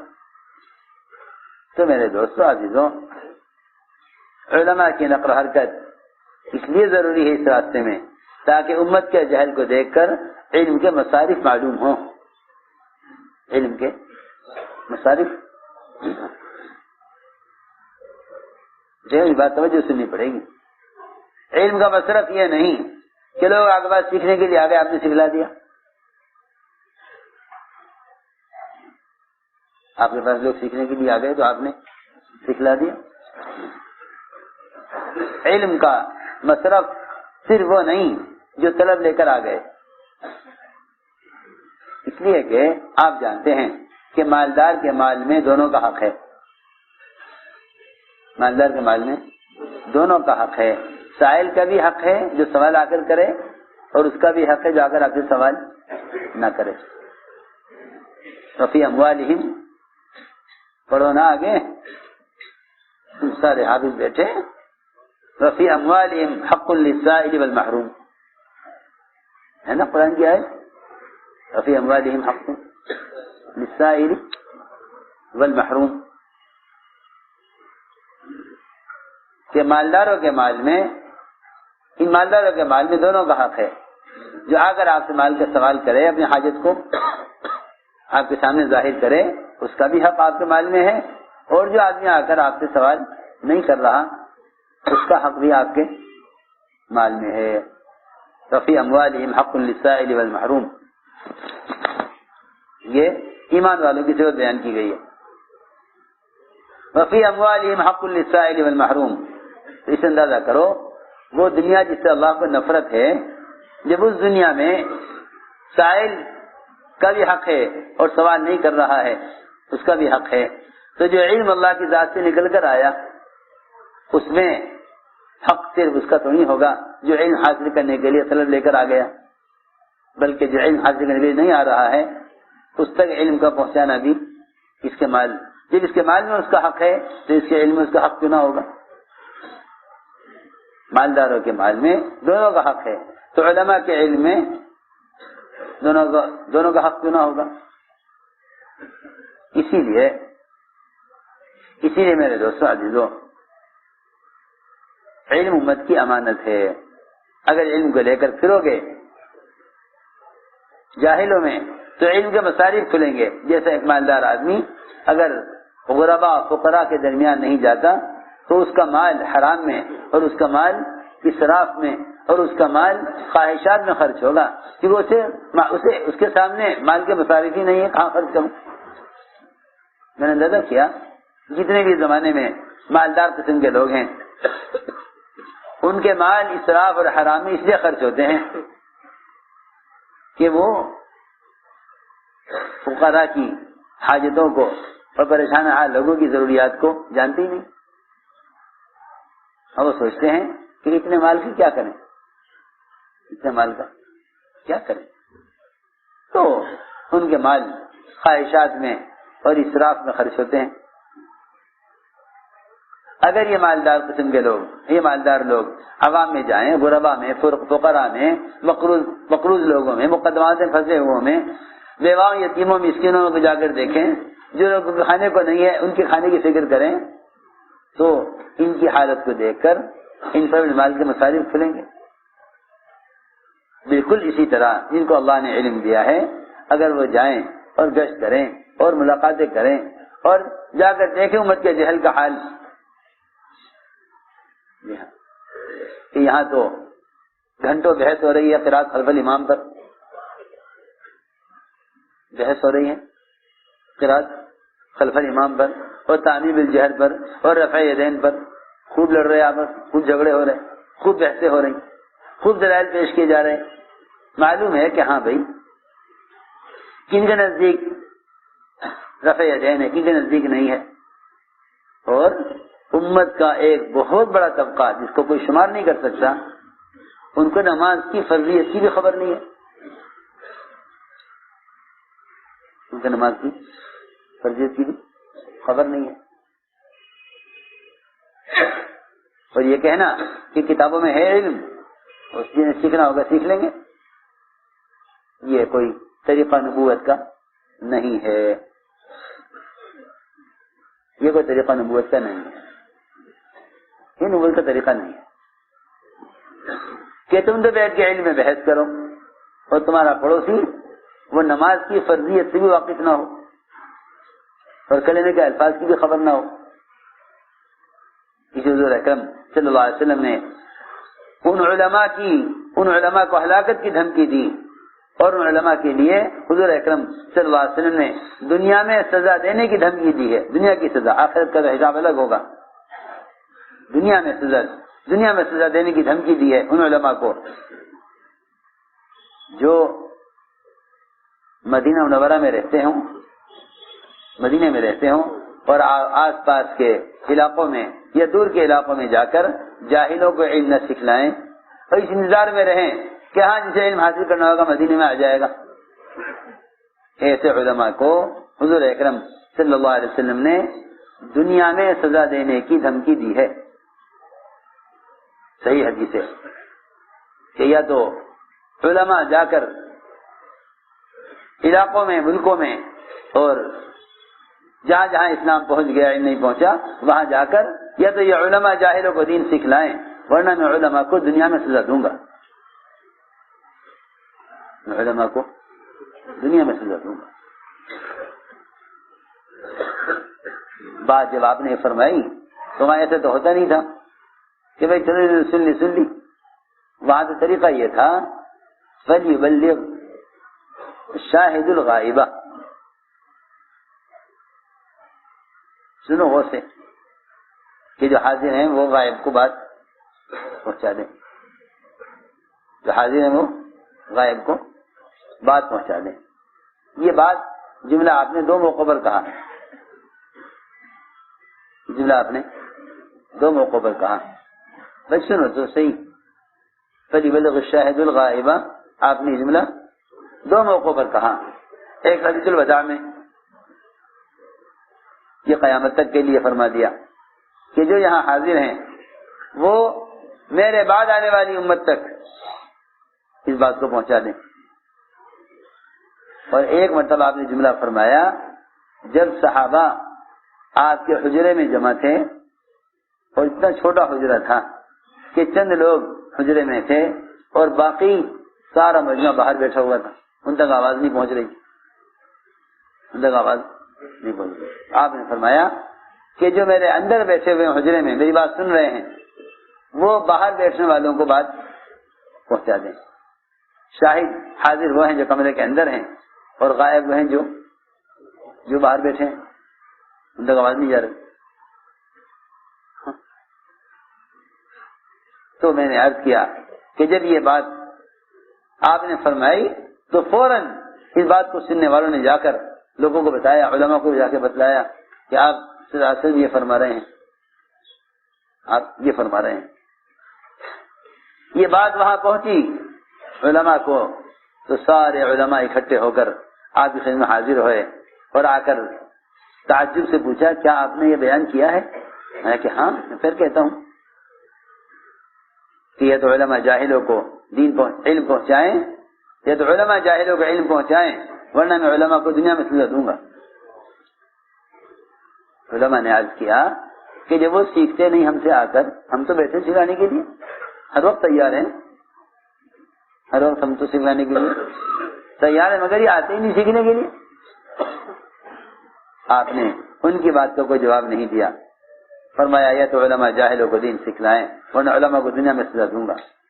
بار بار علماء نے آپ کی بات کا جواب دیا، بار بار آپ نے اپنی بات کو دہرایا.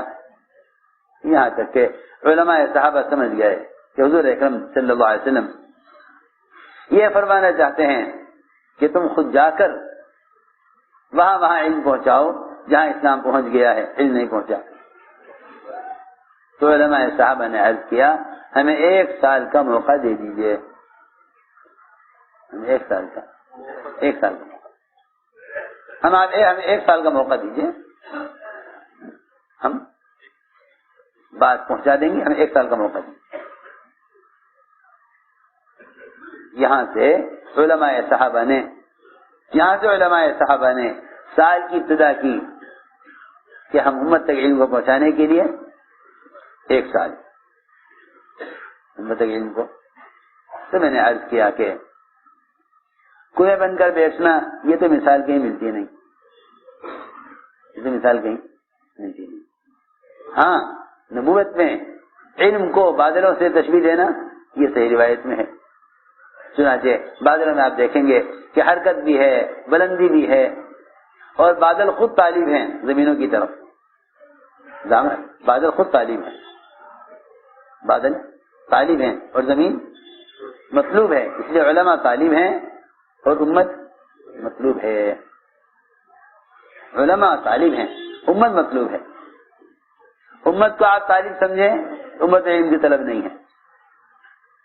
جب امت میں علم کی طلب نہیں تو علماء مطلوب کیسے ہو سکتے ہیں؟ علماء تو مطلوب جب ہوتے جب ساری امت میں علم کی طلب ہوتی، ساری امت میں علم کی طلب، جب امت میں علم کی طلب ہی نہیں ہے تو علماء مطلوب کہاں ہیں؟ بس کیا بتاؤں، ساری دنیا سے جہل ختم ہو جاتا اگر ہر عالم معلم بن جاتا، ہر عالم معلم بن جاتا۔ کتنے علماء ایسے ملیں گے جنہیں ان کے معاش نے ایسا دنیا میں مشغول کیا کہ باطل کمپنیاں انہیں اپنے کام کے لیے استعمال کر لیتی ہیں، لیکن امت ان سے علمی استفادہ نہیں کرتی۔ وہ سمجھتے ہیں کہ ہم نے علم اس لیے حاصل کیا تھا تاکہ ہم خود عمل کریں، حالانکہ علم صرف اس لیے حاصل نہیں کیا گیا تھا کہ خود عمل کریں، بلکہ اس لیے حاصل کیا گیا تھا کہ خود عمل کرتے ہوئے دوسرے تک اس علم کو پہنچائیں۔ تو میں نے عرض کیا کہ اگر ہر عالم معلم ہو جائے تو دنیا سے جہل ختم ہو جائے، جیسے اگر ہر مالدار آدمی زکوٰۃ دینے لگ جائے تو دنیا سے فقر ختم ہو جائے۔ دنیا میں تو فقر اس لیے ہے کہ ہر آدمی زکوٰۃ نہیں دے رہا۔ اگر مالدار کی زکوٰۃ، مالدار کے صحیح طریقے سے فقراء تک زکوٰۃ کے پہنچانے سے فقر ختم ہو سکتا ہے، تو پھر جب امت تک علم پہنچایا جائے گا تو جہل کیوں نہیں ختم ہوگا؟ اور یہی دو بنیادیں اصل ارشداد کی ہیں، فقر اور جہل۔ فقر اور جہل یہ دو بنیادیں خاص طور پر سبب ہیں امت کے ارشداد کے۔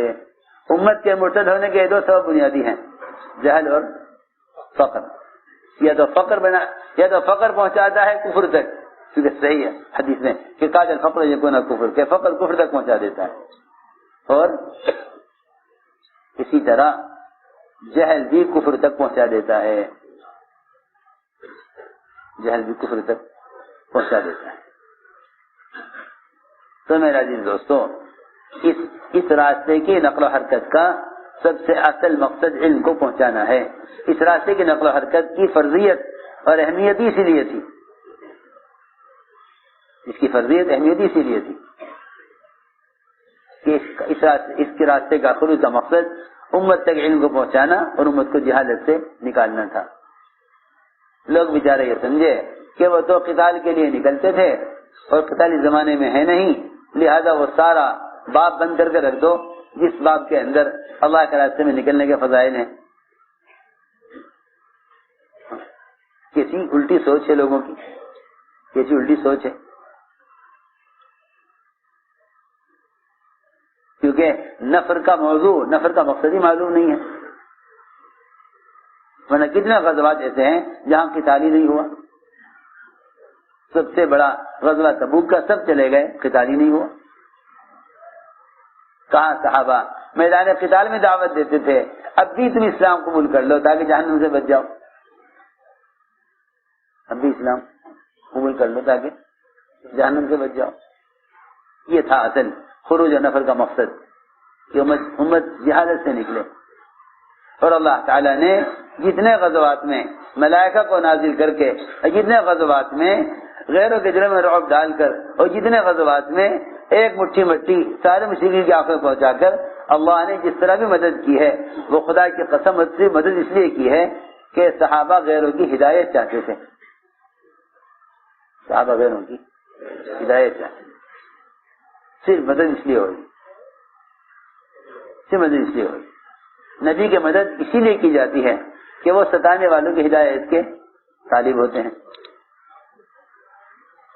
نبی ستانے والوں کی ہدایت کے طالب ہوتے ہیں، ہلاکت کے طالب نہیں ہوتے. اس زمانے کے مسلمانوں کا تو حال ہی عجیب ہے. سارے طریقے غیروں کے کمانے میں، خرچ کرنے میں، بیاہ شادیوں میں، شکل و صورت میں، لباس اور مکان، ہر چیز میں غیروں کے طریقے اور ان کی ہلاکت کی تمنا. لو جرم پر جرم، جرم پر جرم پر جرم، گناہ پر گناہ، طریقے سارے غیروں کے اور ان کی ہلاکت کی تمنا. اور صحابہ میں دیکھو گے طریقے سارے سنت کے اور غیروں کی ہدایت کی تمنا. تو اللہ تعالیٰ ایسے صحابہ کے لیے باطل کے خلاف مدد کیوں نہ نازل کرتے. بس یہ عزم کرو کہ ہمیں علم حاصل کرنا ہے اور ہمیں اس جہل سے نکلنا ہے کہ ہم ہر چیز کو علم سمجھ بیٹھے. اس جہل سے نکلنا ہے کہ ہر چیز کو علم سمجھ بیٹھے. اللہ کا علم حاصل کرنے کے لیے اللہ کے قرب والے اعمال کرو. اللہ کا علم حاصل کرنے کے لیے اللہ کے قرب والے اعمال کرو. جتنا دلوں میں تقوی اور خوف ہوگا اور جتنا ذکر اور نوافل کا اہتمام ہوگا اتنے علم سے مناسبت پیدا ہوگی، اتنے علم سے مناسبت پیدا ہوگی. بس ارادے کر لو، نیتیں کر لو اور یہ عزم کرو کہ ہمیں نقل و حرکت کے ذریعے سارے عالم تک علم کو لے کر پہنچنا ہے. اس کے لیے ارادے فرماؤ، قدم اٹھاؤ. جو علماء سال لگائے ہوئے ہیں وہ عرب کے سال کے لیے کھڑے ہوں. سارے عالم پھر کر دیکھو امت کے جہل کا کیا حال ہے. ہمت کر کے فرماؤ. جو علماء سال لگائے ہوئے ہیں وہ عرب کے سال کے لیے پہلے کھڑے ہوں. عرب سال کے لیے کہاں سے آئے؟ بنگلہ دیش سے. اللہ بہت قبول فرمائے. اور فرمائے. جی بھائی فرمائے. 5